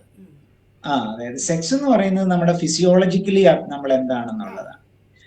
ജെൻഡർ എന്ന് പറഞ്ഞാൽ നമ്മൾ സൈക്കോളജിക്കലി എന്താണെന്നുള്ളതാണ്. മനസ്സിലായി? അപ്പൊ ജെൻഡർ എന്ന് പറയുന്നത്, ജെൻഡർ ഒരു കൺസ്ട്രക്റ്റ് ആണ്, സൊസൈറ്റി നിർമ്മിച്ചിട്ടുള്ള ഒരു കൺസ്ട്രക്റ്റ് ആണ്, ഒരു നിർമ്മിതിയാണ് ഈ ജെൻഡർ എന്ന് പറയുന്നത്. ഇപ്പൊ സിസ്റ്റർ ചുരിദാർ ധരിക്കുന്നു, തലയിൽ തുണിയിടുന്നു, മുടി നീട്ടി വളർത്തുന്നു, ഒരു സ്ത്രീയുടെ വസ്ത്രമാണ് ധരിക്കുന്നത്. സിസ്റ്റർ ഒരിക്കലും പുരുഷന്റെ വസ്ത്രം ധരിക്കുന്നില്ല. കാരണം എന്താണ്? സിസ്റ്ററിന് ഇഷ്ടം ഉണ്ടായാലും ഇല്ലെങ്കിലും ധരിക്കാൻ പറ്റില്ല. കാരണം സൊസൈറ്റി ഒരു ജെൻഡർ നിശ്ചയിച്ചിരിക്കുന്നത് അങ്ങനെയാണ്. സ്ത്രീ ആണെങ്കിൽ ഇങ്ങനെയാണ്, പുരുഷനാണെങ്കിൽ ഇങ്ങനെയാണ് എന്ന് പറയുന്നത്. അപ്പൊ സ്ത്രീകൾ ഇച്ചിരിയെങ്കിലും ഒരു മീശയോ താടിയൊക്കെ വരുമ്പോഴത്തേക്ക് അവർ ഉടനെ തന്നെ പോയി ബ്യൂട്ടി പാർലറിൽ പോയി അത് എടുത്തു കളയുന്നത് പേടിച്ചിട്ടാണ്. കാരണം അത് അത് നമ്മുടെ ശരീരത്തിൽ വരുന്ന സംഗതി തന്നെ അല്ലേ. പുരുഷനാണേലും സ്ത്രീ ആണേലും ജനിതകപരമായി അത് വരാം. പക്ഷെ നമുക്കത് പേടിയാണ്, സ്ത്രീകൾക്ക് അത് വിഷമം ഉണ്ടാക്കുന്നുണ്ട്. അതിന്റെ അർത്ഥം എന്താണ്? സൊസൈറ്റി കൺസ്ട്രക്ട് ചെയ്തിട്ടുള്ള ഇതൊന്നും സ്ത്രീക്ക് പാടില്ല, ഇതൊന്നും സ്ത്രീയുടെ പൂർണ്ണത അല്ലെങ്കിൽ ഒരു കൃത്യമായ സ്ത്രീത്വം അല്ല എന്ന് വെളിവാക്കുന്നുണ്ടാണ്. അപ്പം ഈ ഒരാളുടെ സെക്സ് എന്താണോ അത് തന്നെ ആയിരിക്കണമെന്നില്ല അയാളുടെ ജെൻഡർ. ജെൻഡർ എന്ന് പറയുന്നത് തലച്ചോറിനകത്ത് വരുന്ന ഞാൻ ആണാണോ പെണ്ണാണോ എന്ന് എന്റെ തലച്ചോറിനകത്ത് മാത്രം അറിയുന്ന ഒരു കാര്യം. പുറത്ത് നോക്കുന്ന ഒരാൾക്ക് അത് തിരിച്ചറിയാനോ ഐഡന്റിഫൈ ചെയ്യാൻ പറ്റുന്ന കാര്യമല്ല. അപ്പം നമുക്കിപ്പോ ഞാനത് വേറെ രീതിയിൽ പറഞ്ഞാൽ എന്റെ സെക്സ് ഒരു പുരുഷന്റേതാണ്, എന്റെ ജെൻഡർ ഒരു പുരുഷന്റേതാണ്. അതുകൊണ്ട് എന്നെ അല്ലെങ്കിൽ സിസ്റ്റർ അതുപോലെ തന്നെ, സിസ്റ്റർ ഒരു സ്ത്രീയാണ്, സെക്സും സ്ത്രീയാണ്, ജെൻഡറും സ്ത്രീ ആയതുകൊണ്ട് ഇങ്ങനെയുള്ള ആളുകളെ നമ്മൾ സിസ് ജെൻഡേഴ്സ് എന്നാണ് വിളിക്കുക. നോർമൽ ആളുകളെന്ന് വിളിക്കാറില്ല. നോർമൽ അല്ല, നോർമൽ ആണെങ്കിൽ അബ്നോർമലും ഉണ്ടാവുന്നുണ്ട്. നോർമൽ അല്ല, സിസ് ജെൻഡർ ആണ്. അപ്പൊ സിസ്റ്ററും ഞാനൊക്കെ സിസ് ജെൻഡർ കമ്മ്യൂണിറ്റിയിൽപ്പെട്ട ആളുകളാണ്. എന്നാൽ ഈ ജെൻഡറും സെക്സും ഓപ്പോസിറ്റ് ആകുന്ന ആളുകളും അവരുടെ ശരീരത്തിൽ ജനിക്കുമ്പോൾ പുരുഷന്റേതായിട്ടുള്ള അവയവങ്ങളൊക്കെ തന്നെയാണ്. പക്ഷെ അവൾ വളർന്നു വരുന്തോറും അവരുടെ ബ്രെയിൻ, അവരുടെ ഓറിയന്റേഷൻ, അവരുടെ പിന്നെ സൈക്കോളജിക്കൽ, അവരുടെ ഐഡന്റിറ്റി എന്ന് പറയുന്നത് അവർ പെൺകുട്ടിയായിട്ടാണ് അവരെ അടയാളപ്പെടുത്തുന്നത്. അപ്പൊ വലിയൊരു കോൺട്രഡിക്ഷൻ ഉണ്ട്. അതായത് ഇങ്ങനെ പുരുഷന്റെ ശരീരമാണ് പക്ഷെ സ്ത്രീയുടെ മനസ്സാണ്. അങ്ങനെയുള്ള ആളുകളെയാണ് നമ്മൾ ട്രാൻസ് ജെൻഡേഴ്സ് എന്ന് വിളിക്കുന്നത്. അവരുടെ സെക്സ് പുരുഷന്റെ ആയിരിക്കും, അവരുടെ ജെൻഡർ സ്ത്രീയുടെ ആയിരിക്കും. അതുപോലെ തന്നെ തിരിച്ചും സ്ത്രീ ആയിട്ടായിരിക്കും ശരീരം ഇരിക്കുന്നത്, പക്ഷെ അവർ വളർന്നു വരുന്തോറും പുരുഷ സ്വഭാവമാണ് അവർ കൂടുതൽ കാണുന്നത്.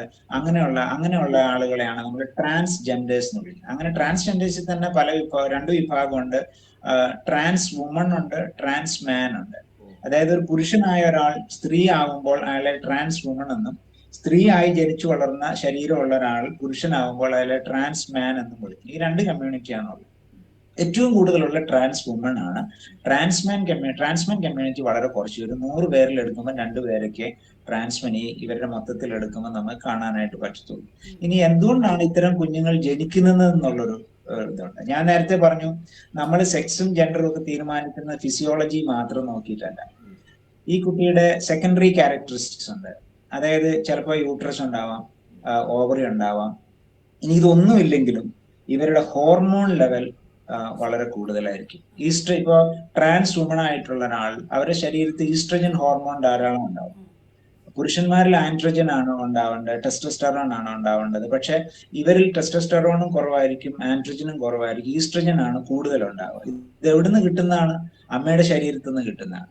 ഒരു കുഞ്ഞൊരു ഫീറ്റസ് ആയിരിക്കുമ്പോൾ തന്നെ തീരുമാനിക്കപ്പെടുന്നതാണ് എന്താണ്. അതിന് 2 കാരണങ്ങളാണ് പറയുന്നത്. ഇതിനെതിരെ ഒരുപാട് പിന്നെ വാദഗതികളൊക്കെ ഇന്റർനാഷണൽ ലെവലിൽ ഉണ്ടെങ്കിലും WHO അംഗീകരിച്ചിട്ടുള്ള ചില കാര്യങ്ങളുണ്ട്.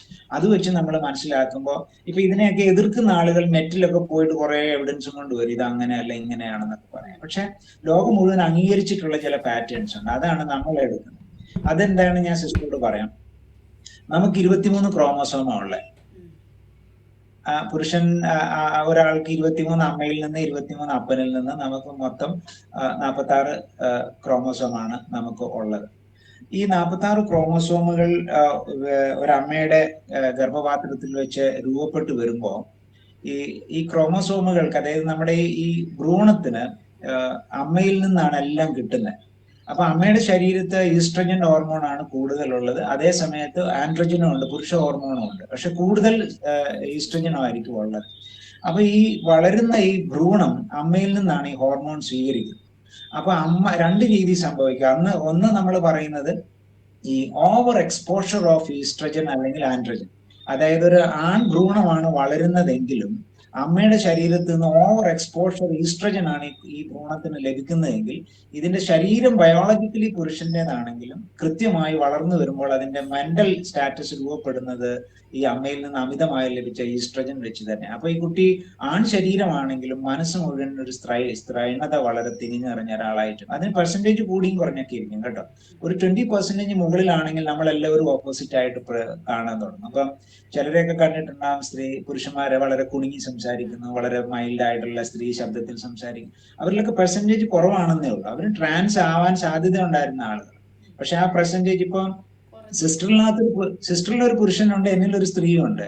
പക്ഷെ അത് നമ്മുടെ പെർസെന്റേജ് വളരെ കുറവായതുകൊണ്ട്, നമ്മുടെ ഹോർമോൺ സബ്സിഡൈസ്ഡ് ആയതുകൊണ്ട്, പുരുഷ ഹോർമോൺ ആണ് എന്നിൽ കൂടുതൽ ഉള്ളതുകൊണ്ടാണ് ഞാൻ പുരുഷനെ പോലെ പെരുമാറുന്നത്. അത് ഇച്ചിരി കുറഞ്ഞു പോയിരുന്നു ഞാനൊരു സ്ത്രീ ആയ പോലെ പെരുമാറിയാണ്.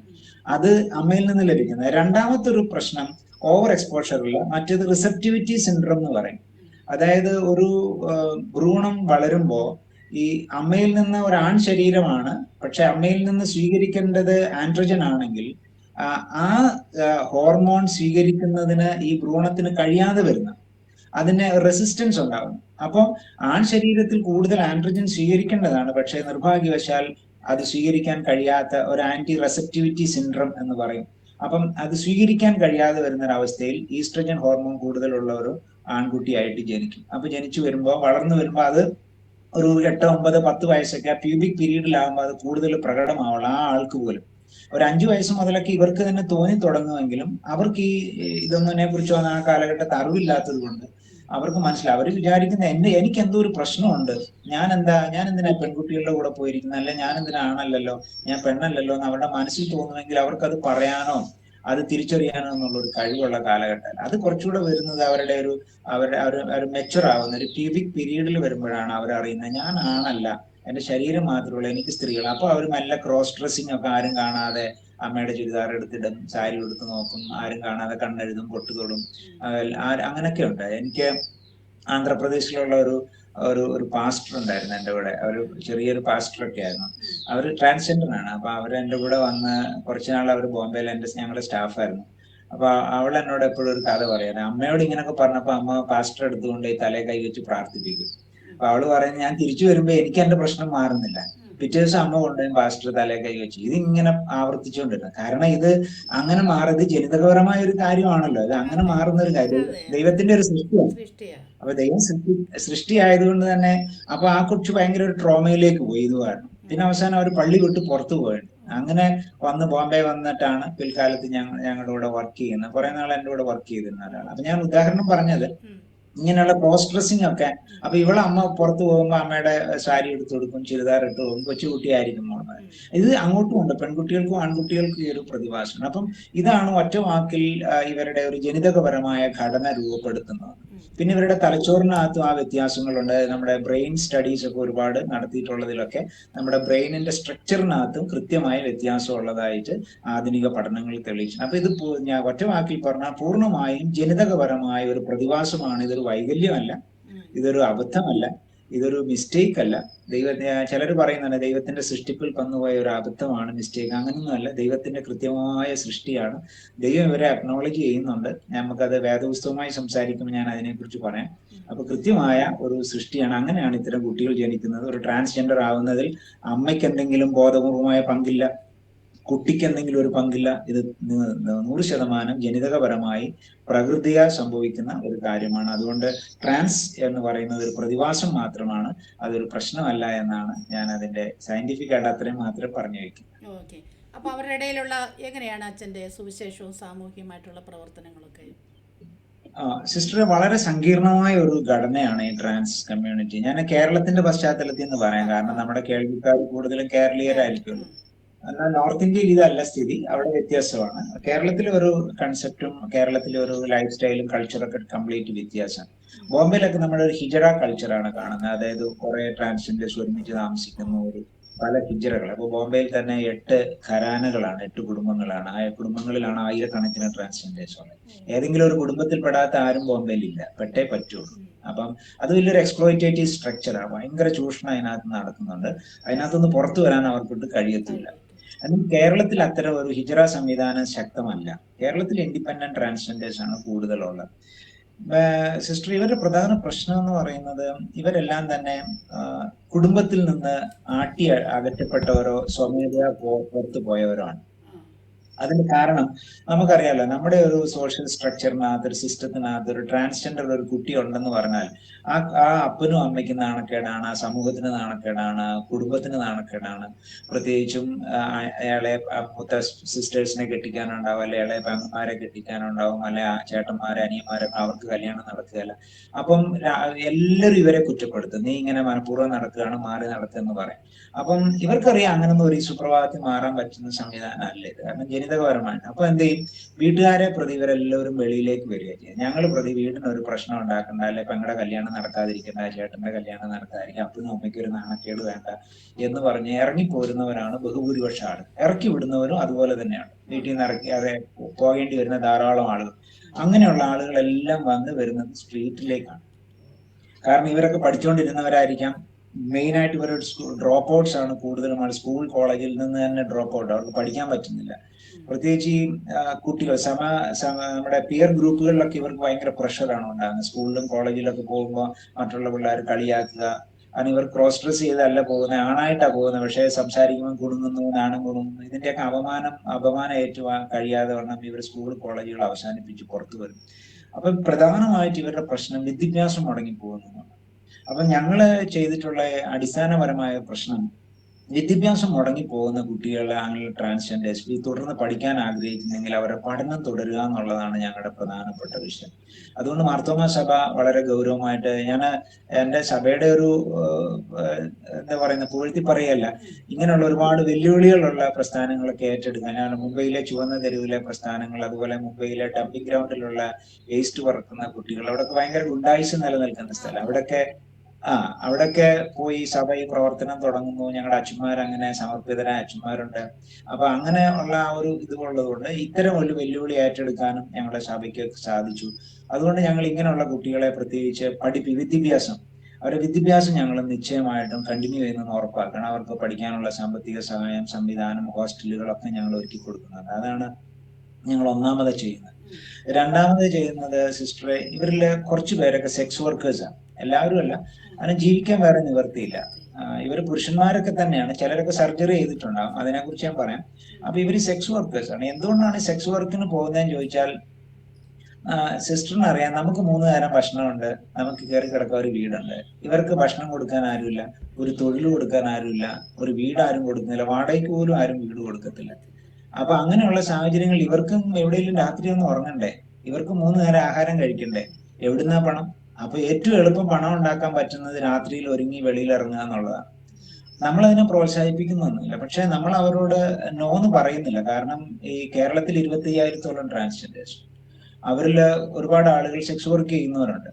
അപ്പം നമ്മൾ അവരോട് അവിടെ പോകണ്ടെന്ന് പറഞ്ഞാൽ അവർ രാത്രിയിൽ എന്നാ പിന്നെ ഞാൻ അച്ഛൻ്റെ കൂടെ വരട്ടെ, താമസിപ്പിക്കാമെന്ന് ചോദിച്ചാൽ ഞാൻ എന്ത് പറയും? നമ്മുടെ ഏതെങ്കിലും വീടുകളിൽ അവരെ താമസിപ്പിക്കുക, നമ്മുടെ ഏതെങ്കിലും സ്ഥാപനത്തിൽ താമസിപ്പിക്കുക? ഇല്ലല്ലോ. അപ്പം നമുക്ക് മനഃപൂർവ്വം അല്ലെങ്കിലും അവരോട് അത് തടയാൻ പറ്റുന്നില്ല. എന്നാൽ നമ്മളിപ്പോ ചെയ്യുന്ന ഒരു കാര്യം, നമ്മൾ അത്തരം സെക്സ് വർക്കിനെ എന്റർടൈൻ ചെയ്യുന്നില്ലെങ്കിലും നമ്മൾ അത്തരം ആ മാർഗങ്ങളിൽ നിന്ന് അവർ പിന്മാറിപ്പോരാൻ വേണ്ടി അവർക്ക് വേണ്ടി നമ്മൾ ചെയ്യുന്ന ഒരുപാട് ലൈവ്ലിഹുഡ് പ്രോജക്ട്സ് ആണ് ഞങ്ങൾ രണ്ടാമത് ചെയ്യുന്ന ഒരു കാര്യം. ഇവർക്ക് ഒരു സ്വയം തൊഴിൽ പദ്ധതി ഉണ്ടാക്കി കൊടുക്കുക, സെൽഫ് എംപ്ലോയ്മെന്റ്. അത് ഞങ്ങൾക്ക് ധാരാളമുണ്ട്. ഞങ്ങളുടെ കേരളത്തിലെ അങ്ങോളം ഇങ്ങോളം എല്ലാ ജില്ലകളിലും ഞങ്ങൾക്ക് സ്വയം തൊഴിൽ പദ്ധതികളുണ്ട്. സഭ നേരിട്ടും അല്ലാതെയും നടത്തുന്ന ധാരാളം പദ്ധതികൾ. അതിനകത്ത് ഫാഷൻ ഡിസൈനിങ് യൂണിറ്റുകളുണ്ട്, മേക്കപ്പ് യൂണിറ്റുകളുണ്ട്, പിന്നെ കൃഷിയുണ്ട്. അതിന് ഞങ്ങൾ ട്രാൻസ്ഫാം, ലോകത്ത് തന്നെ ട്രാൻസ്ഫാം ഞങ്ങളുടേതാണ്, മാർത്തോമാ സഭയാണ് അത് തുടങ്ങുന്നത്. ട്രാൻസ്ജെൻഡേഴ്സ് നടത്തുന്ന ഫാം. ധാരാളം ഫാമുകൾ ഞങ്ങൾ കേരളത്തിൽ നേരിട്ട് നടത്തുന്നുണ്ട്. ഇവർ നടത്തുന്ന ഫാമുകളെ സപ്പോർട്ട് ചെയ്ത് അവർ പിൻവാങ്ങി പോകാതെ അവരെ ഞങ്ങൾ എന്റർടൈൻ ചെയ്യുന്നുണ്ട്. അപ്പം മാർത്തോമാ സഭയുടെ ഒരു ട്രാൻസ്ഫാമിനാണ് കഴിഞ്ഞ വർഷത്തെ സംസ്ഥാന അവാർഡൊക്കെ കിട്ടിയത്. അത്തരത്തിലുള്ള വളരെ മാതൃകാപരമായ സ്ഥാപനങ്ങൾ ഞങ്ങൾക്ക് ആ മേഖലകളിലുണ്ട്. പിന്നെ ഹോട്ടലുകൾ നടത്തുന്ന, ചായക്കട നടത്തുക, പിന്നെ ഈ ഡാൻസ് പോലുള്ള കാര്യങ്ങൾ പഠിപ്പിക്കുക, അതിനുള്ള ഐറ്റംസ് വാടകയ്ക്ക് കൊടുക്കുക, അങ്ങനെ വിവിധ തരത്തിലുള്ള സ്വയം തൊഴിൽ പദ്ധതികൾ ഞങ്ങൾ അവർക്ക് ഒരുക്കി കൊടുക്കാറുണ്ട്. മറ്റൊന്ന്, ഇവർക്ക് വേണ്ട ഒരുപാട് ബോധവൽക്കരണമാണ് ഇവർക്ക് തന്നെ ഒരുപാട് ആവശ്യം. അപ്പൊ ഞങ്ങൾ അതിന് 2-3 ദിവസം ഇവരെ നമുക്ക് ഇങ്ങനെ എറണാകുളം ജില്ലയിൽ 4 പേരെ ഒരുമിച്ച് മാറ്റിക്കൊണ്ടുപോയി ക്ലാസ് എടുക്കലൊന്നും നടക്കത്തില്ല. അപ്പൊ ഞങ്ങൾ ചെയ്യുന്ന, ഇവരെ 10-50 പേരെ ഒരുമിച്ച് കൂട്ടിക്കൊണ്ടുവന്ന് കേരളത്തിന് വെളിയിൽ എവിടെയെങ്കിലും ഒരു ടൂറിസ്റ്റ് പോയിന്റിൽ കൊണ്ടുപോകും. അവിടെ ഞങ്ങൾ 2-3 ദിവസം അവരെ താമസിപ്പിച്ച്, അപ്പൊ അവരും ഹാപ്പിയാണ്. അവിടെ കൊണ്ടുപോയി ഞങ്ങൾ അതിന് ബ്ലൂം ഫെസ്റ്റ് ക്യാമ്പുകൾ എന്നാണ് പറയാ. ഞാൻ കേരളത്തിലെ എല്ലാ ജില്ലകളിലും മാത്രമേ ക്യാമ്പുകൾ നടത്തുന്നുണ്ട്. അവിടുന്ന് കൊണ്ടുപോകും, ഞങ്ങൾ വെളിയിൽ കൊണ്ടുപോകും, അവിടെ താമസിപ്പിച്ച് ഇവരെ കാര്യങ്ങളൊക്കെ പറഞ്ഞ് മനസ്സിലാക്കി അവരെ അതിൽ നിന്ന് മാറ്റിയെടുക്കാനായിട്ടുള്ള ഒരു എംപവർമെന്റ് പ്രോജക്റ്റ് ഞങ്ങൾക്കുണ്ട്, ബ്ലൂം ഫെസ്റ്റ് ക്യാമ്പുകൾ. അത് കേരളത്തിലെ പല ജില്ലകളിലും ഞങ്ങൾ നടത്തി വളരെ വിജയമായിട്ടുള്ള ഒരു പ്രോജക്റ്റാണ്. മറ്റൊന്ന്, ഇവർക്ക് ഡോക്യുമെന്റ്സ് ഇല്ല. ഒരു ബാങ്ക് ലോൺ എടുക്കാൻ പറ്റില്ല, ആധാരം ഇല്ല, ഒന്നുമില്ല. വീട്ടിൽ നിന്ന് ഇറങ്ങി പോരുന്നവരാണല്ലോ, ഒന്നും സ്വന്തമായിട്ടില്ല. അപ്പം ഇവർക്ക് ഒന്നുമില്ലാത്ത ആള്. അപ്പൊ ഇവർക്ക് ഞങ്ങളുടെ ഒരു പ്രോജക്റ്റാണ്, ഇവർക്ക് ചുവട് എന്നുള്ള പേരിലാണ് ഞങ്ങളെ തുടങ്ങുന്നത്. ചുവട് അവർക്കൊരു ബേസ് ഉണ്ടാക്കി കൊടുക്കുക. അപ്പൊ അവരുടെ ആധാർ കാർഡ്, അതുപോലെ തന്നെ നമ്മുടെ കേന്ദ്ര സർക്കാരിന്റെ പിന്നെ നാഷണൽ ഈ ട്രാൻസ്ജെൻഡേഴ്സ് ഐഡന്റിറ്റി കാർഡ്, അതുപോലെ തന്നെ ഇവരുടെ SLC ബുക്കിലെ പേര് മാറ്റുക, ഇവരുടെ സർട്ടിഫിക്കറ്റുകളെ പേര് മാറ്റുക, ഇങ്ങനെ ഒരുപാട് ഡോക്യുമെന്റ്സ് ലീഗലി ഇവർക്ക് സപ്പോർട്ട് ആവശ്യം. അപ്പൊ ഞങ്ങൾക്ക് അങ്ങനെ ഒരു ലീഗൽ സംവിധാനം ഇവർക്ക് വേണ്ടിയുണ്ട്. അങ്ങനെ ഇവരുടെ ഐഡന്റിറ്റികളൊക്കെ ഞങ്ങൾ റെഡിയാക്കി കൊടുക്കുന്ന ഒരു പ്രോജക്റ്റാണ് കേരളത്തിലുള്ളത്. പിന്നെ ഞങ്ങൾ നടത്തുന്ന വളരെ പ്രധാനപ്പെട്ട ഇപ്പൊ റീസെന്റ് ഞങ്ങൾ സ്റ്റാർട്ട് ചെയ്തതാണ്, സിസ്റ്റർ നേരത്തെ ചോദിച്ച പോലെ ഇവർക്കൊരു ആത്മീയ ആവശ്യമുണ്ട്. ഈ ആത്മീയ ആവശ്യം അത് പെട്ടെന്ന് നമ്മൾ കെയർ ചെയ്തിരുന്നില്ല. ഞങ്ങളെ ഒരു 3-4 വർഷം ഇവരെ പഠിച്ചതിന് ശേഷമാണ് ഞങ്ങൾ അങ്ങനെ ഒരു പ്രോജക്റ്റുമായിട്ട് ഇപ്പൊ തുടങ്ങിയിട്ടുള്ളത്. ഇപ്പൊ എറണാകുളത്ത് ഞങ്ങൾ പല സ്ഥലങ്ങളിലുള്ള ട്രാൻസ്ജെൻഡേഴ്സ് ഒരുമിച്ച് എല്ലാ ആഴ്ചയിലും കൂടുന്നില്ല, ഞങ്ങളൊരു സ്റ്റിപ്പുലേറ്റഡ് ടൈമിൽ വന്ന് കൂടി പ്രാർത്ഥിച്ച് ഒരു ആത്മീയ അന്തരീക്ഷത്തിൽ വചനം പഠിച്ചു പോകുന്ന ഒരു സംവിധാനം ഞങ്ങൾ തുടങ്ങിയിട്ടുണ്ട്. അപ്പൊ ക്രിസ്ത്യൻസ് ആയിട്ടുള്ള വളരെ കുറച്ച് ആളുകളെ കേരളത്തിലുള്ളൂ ട്രാൻസ് ആയിട്ട്. ഒരു ട്രാൻസ് ആയിട്ട് മാത്രമല്ല, പല ജെൻഡർ ഐഡന്റിറ്റീസ് ഉണ്ട് കേട്ടോ. ഇപ്പൊ ലെസ്ബിയൻ ഉണ്ട്, ഗേ ഉണ്ട്, ബൈസെക്ഷൽ ഉണ്ട്, മറ്റ് ക്യൂർ കമ്മ്യൂണിറ്റീസ് ഉണ്ട്, അസെക്ഷൽ ഉണ്ട്, അങ്ങനെയൊക്കെ ഉള്ള ആളുകളുണ്ട് കേട്ടോ. ഞാൻ പെന്തക്കോസ്തുകാരൊക്കെ ഉണ്ട് ഞങ്ങളുടെ കൂടെ പ്രാർത്ഥനയ്ക്ക് വരുന്നുണ്ട്. അതിനകത്ത് ഈ എല്ലാം ഉണ്ട്, ലെസ്ബിയനും ഉണ്ട്, ഗേയും ഉണ്ട്. എല്ലാ സഭകളിലെയും ഞാൻ ആളുകളെ കണ്ടിട്ടുണ്ട്. ഈ മദ്ബഹായിലൊക്കെ അച്ഛന്മാരോട് വർക്ക് ചെയ്യുന്ന ഓർത്തഡോക്സ് യാക്കോബ സഭകളിലെ ആളുകള് ഈ ഗേയും ലെസ്ബിയനൊക്കെ ഗേ ഒക്കെ ആയിട്ടുള്ള ആളുകളുണ്ട്. ഞാൻ പറഞ്ഞു വന്നത് എല്ലാ സഭ ഇതിന് ജാതി മതം എല്ലാ സഭകളിലും ഉള്ള ആളുകൾ നമ്മുടെ കമ്മ്യൂണിറ്റിയിൽ അവർ വെളിപ്പെടുന്നില്ലെങ്കിൽ അതിന്റെ അർത്ഥം അവർ പേടിച്ചിട്ട് വെളിപ്പെടാത്തതുകൊണ്ട്. അവർക്കൊരു സ്വാതന്ത്ര്യം കൊടുത്താൽ അവർ കൃത്യമായി വിസിബിൾ ആവും. അപ്പം നമ്മൾ ചെയ്യുന്നൊരു പ്രാർത്ഥനയില് ഇപ്പൊ ഞങ്ങള് സൗത്ത് ഇന്ത്യയിലുള്ള എല്ലാ തീർത്ഥാടന പള്ളികളിലും നമുക്കങ്ങനെ തീർത്ഥാടന പള്ളികളിലൊന്നും ഞാനങ്ങനെ വിശ്വസിക്കുന്ന ആളല്ല. പക്ഷെ ഇവര് കൂടുതലും കാത്തലിക് ബാക്ക്ഗ്രൗണ്ടിൽ നിന്ന് വരുന്ന ആളുകളാണ്. അപ്പൊ അവരെ നമ്മൾ ആ ഒരു വിശ്വാസത്തിൽ, നമുക്കിപ്പോ വിശ്വാസത്തിൽ അവർ നിലനിൽക്കുക എന്നുള്ളതാണ്. അതിനകത്തെ ചെറിയ മൈന്യൂട്ടായിട്ടുള്ള വേരിയേഷൻസിനകത്തൊന്നും നമ്മൾ കൂടുതലൊന്നും ഇപ്പൊ ശ്രദ്ധിക്കുന്നില്ല. അപ്പൊ അവരുടെ വിശ്വാസം അങ്ങനെയുള്ള ആളുകളെ കൊണ്ട് ഞങ്ങളിപ്പോ സൗത്ത് ഇന്ത്യ മുഴുവൻ യാത്ര ചെയ്യുകയാണ്. അവരെ അവിടെ മുഴുവൻ പ്രാർത്ഥനയും പാട്ടും ധ്യാനവുമായിട്ട് മാത്രം. കുറച്ചു പേരേ ഉള്ളൂ. ഞങ്ങൾ അങ്ങനെ ഒരു കമ്മ്യൂണിറ്റിയെ കേരളത്തിൽ ഒരു വർക്ക് കൊണ്ടുവരിക. മറ്റൊരു പ്രധാനപ്പെട്ട വർക്ക് അതാ ഞാൻ പറയാൻ വന്ന സിസ്റ്റർ. അതെനിക്ക് ഒരു കാര്യം കൂടെ പറഞ്ഞിട്ട് ഞാൻ അതിലേക്ക് വരാമേ. അതായത് മറ്റൊന്ന് പൊതുസമൂഹത്തിന്റെ മാറ്റം. കാരണം ഇവര് മാത്രം മാറിയേ പോരല്ലോ, പൊതുസമൂഹവും മാറണം, എന്നാലും ഇവർ അപ്പൊ അതുകൊണ്ട് ഞങ്ങൾ പൊതുസമൂഹത്തിന്റെ ചിന്താഗതിയെ മാറ്റിയെടുക്കുന്നതിന് വേണ്ടി ഞങ്ങൾക്ക് ഓപ്പൺ ഹാർട്ട് എന്ന് പറഞ്ഞൊരു പ്രോജക്റ്റ് ഉണ്ട്. അത് ഞങ്ങൾ കേരളത്തിലെ എല്ലാ കലാലയങ്ങളിലെ സ്കൂളുകളിലൊക്കെ പോയി യുവതലമുറയോട് ഈ ജെൻഡർ എന്താണ്, ജെൻഡർ ഒത്തിരി ഉണ്ട്. ഞാനതിന്റെ സയൻസ് മുഴുവൻ പറഞ്ഞില്ല. ജെൻഡർ ഓറിയന്റേഷൻ ഉണ്ട്, സെക്ഷൽ ഓറിയന്റേഷൻ ഉണ്ട്, ജെൻഡർ ഐഡന്റിറ്റി ഉണ്ട്, ജെൻഡർ റോൾസ് ഉണ്ട്, അങ്ങനെ ഒരുപാട് കാര്യങ്ങളുണ്ട്. പുതുതലമുറയെ അത് ബോധവൽക്കരിക്കുന്ന ഒരു പരിപാടി ഞങ്ങൾക്കുണ്ട്. അതുപോലെ തന്നെ കേരളത്തിലെ കാസർഗോഡ് മുതൽ തിരുവനന്തപുരം വരെ ഞങ്ങളൊരു യാത്ര നടത്തിക്കൊണ്ടിരിക്കുകയാണ്. അത് വിശാല ഭവനം ഗ്രാമയാത്ര എന്നാണ് അതിന്റെ പേര്. ഗ്രാമങ്ങളിലൂടെയാണ് യാത്ര. പട്ടണങ്ങളിലുള്ളവർ കുറച്ചുകൂടി ഈ കാര്യങ്ങളൊക്കെ മനസ്സിലാവും, പക്ഷെ ഗ്രാമങ്ങളിലുള്ള പേരൻസിനൊന്നും ഇത് അറിയത്തില്ല. അപ്പൊ അതുകൊണ്ട് ഗ്രാമങ്ങളിലൂടെ പോയി ബോധവൽക്കരണ പരിപാടി നടത്തി. കഴിഞ്ഞ വർഷം ഞങ്ങൾ ഏതാണ്ട് 15,000-ഓളം ആളുകളെ നേരിൽ പോയി കണ്ട് ഈ കാര്യങ്ങളെ ഞങ്ങൾ ഞങ്ങൾ 1,00,000 ഞങ്ങളുടെ ടാർഗറ്റ്. അത് നടന്നുകൊണ്ടിരിക്കുകയാണ്. എല്ലാ ജില്ലകളിലും പോയി അത് സംസാരിച്ചുകൊണ്ടിരിക്കുക. ഇതൊക്കെയാണ് ഞങ്ങൾ ഇപ്പോൾ ചെയ്യുന്ന പ്രധാനപ്പെട്ട പ്രവർത്തനങ്ങൾ എന്ന് പറയുന്നത്. എന്നാൽ ഈ സിസ്റ്റർ ചോദിക്കാൻ വന്നൊരു കാര്യമുണ്ട്, അത് ഞാൻ മനസ്സിലാക്കിയതാണ്. സിസ്റ്ററെ, നമ്മളുടെ സഭകളൊന്നും തന്നെ ഇപ്പൊ ഈ എന്റെ സഭ ഉൾപ്പെടെ സഭയിലെല്ലാം തന്നെ ഈ ട്രാൻസ്ജെൻഡേഴ്സിന് ഒരു മെമ്പർഷിപ്പ് കൊടുക്കുന്നതിനോ അവരെ അംഗീകരിക്കുന്നതിനോ അത്ര വലിയ വിശാല മനസ്സൊന്നും ഇതുവരെപ്പോഴും ആയിട്ടില്ല. എനിക്ക് തോന്നുന്നു അച്ഛൻ ഈ പറഞ്ഞ പോലെ ഒരു ബോധവൽക്കരണം എല്ലാ മനുഷ്യർക്കും ആവശ്യമാണ്. ഇപ്പൊ അച്ഛൻ ഇത്രയും പറഞ്ഞപ്പോഴാണ് എനിക്ക് കുറെയൊക്കെ എന്തോ ചെയ്തത് മനസ്സിലായത്. അപ്പൊ അതുവരെ നമ്മൾ വിചാരിക്കുന്നത് ഇത് സൃഷ്ടിയിലെ എന്തോ മിസ്റ്റേക്കാണ്, അങ്ങനെയാണ് നമ്മൾ എന്തോ ചെയ്തോണ്ടിരുന്നത്.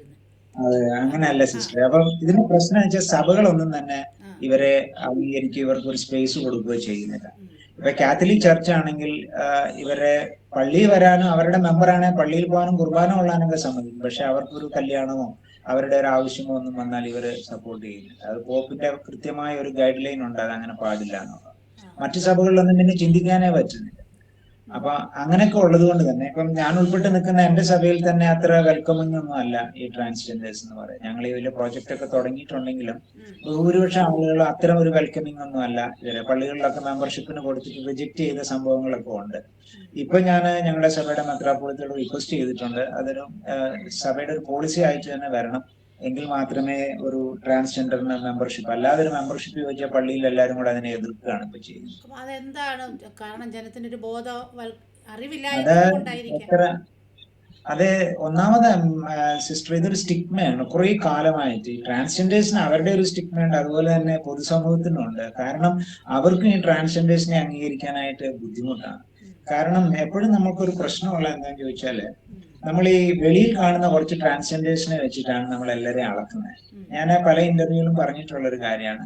ഇപ്പൊ പൂജപ്പുര സെൻട്രൽ ജയിലിൽ പോയാൽ അവിടെ എല്ലാവരും മലയാളം സംസാരിക്കുന്ന കുറ്റവാളികളായിരിക്കും. അവിടെ പോയി കണ്ട ഒരു വിദേശി പറയാണ് എല്ലാ മലയാളികളും കുറ്റവാളികളാണ് എന്ന് പറയുന്നത് പോലെയാണ് ഞാൻ കണ്ടിട്ടുള്ള കുറ്റവാളികളൊക്കെ മലയാളം സംസാരിക്കുന്നവരാണ്, അതുകൊണ്ട് എല്ലാ മലയാളികളും കുറ്റവാളികളാണെന്ന് പറയുന്ന ഒരു ക്ലാസിക്കൽ സ്കെപ്റ്റിസിസത്തിലാണ് ഈ കാര്യങ്ങളെ ലോകം മുഴുവൻ വിലയിരുത്തുന്നത്, പ്രത്യേകിച്ച് കേരളത്തിൽ.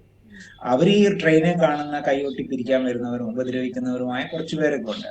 അവരല്ല ട്രാൻസ് കമ്മ്യൂണിറ്റി എന്ന് പറഞ്ഞാൽ അവരൊരു മൈനോറിറ്റി മാത്രമാണ്. കേരളത്തിൽ 25,000 ട്രാൻസ്ജെൻഡേഴ്സ് ഉണ്ട്. നമുക്ക് എത്ര പേരെ അറിയാം നമ്മളെ ഉപദ്രവിക്കുന്നത്? നമ്മള് സ്ട്രീറ്റിൽ 1, 2, 10 പേരെ കണ്ടിട്ടുണ്ടാവും. അത് വെച്ച് ബാക്കി 25,000 പേരെ നമ്മൾ എങ്ങനെയാണ് ജഡ്ജ് ചെയ്യുന്നത്? അപ്പൊ ആ ഒരു പ്രശ്നം, ജഡ്ജ്മെന്റിന്റെ ഒരു പ്രശ്നം നമ്മുടെ സമൂഹത്തിൽ കൃത്യമായിട്ടുണ്ട്.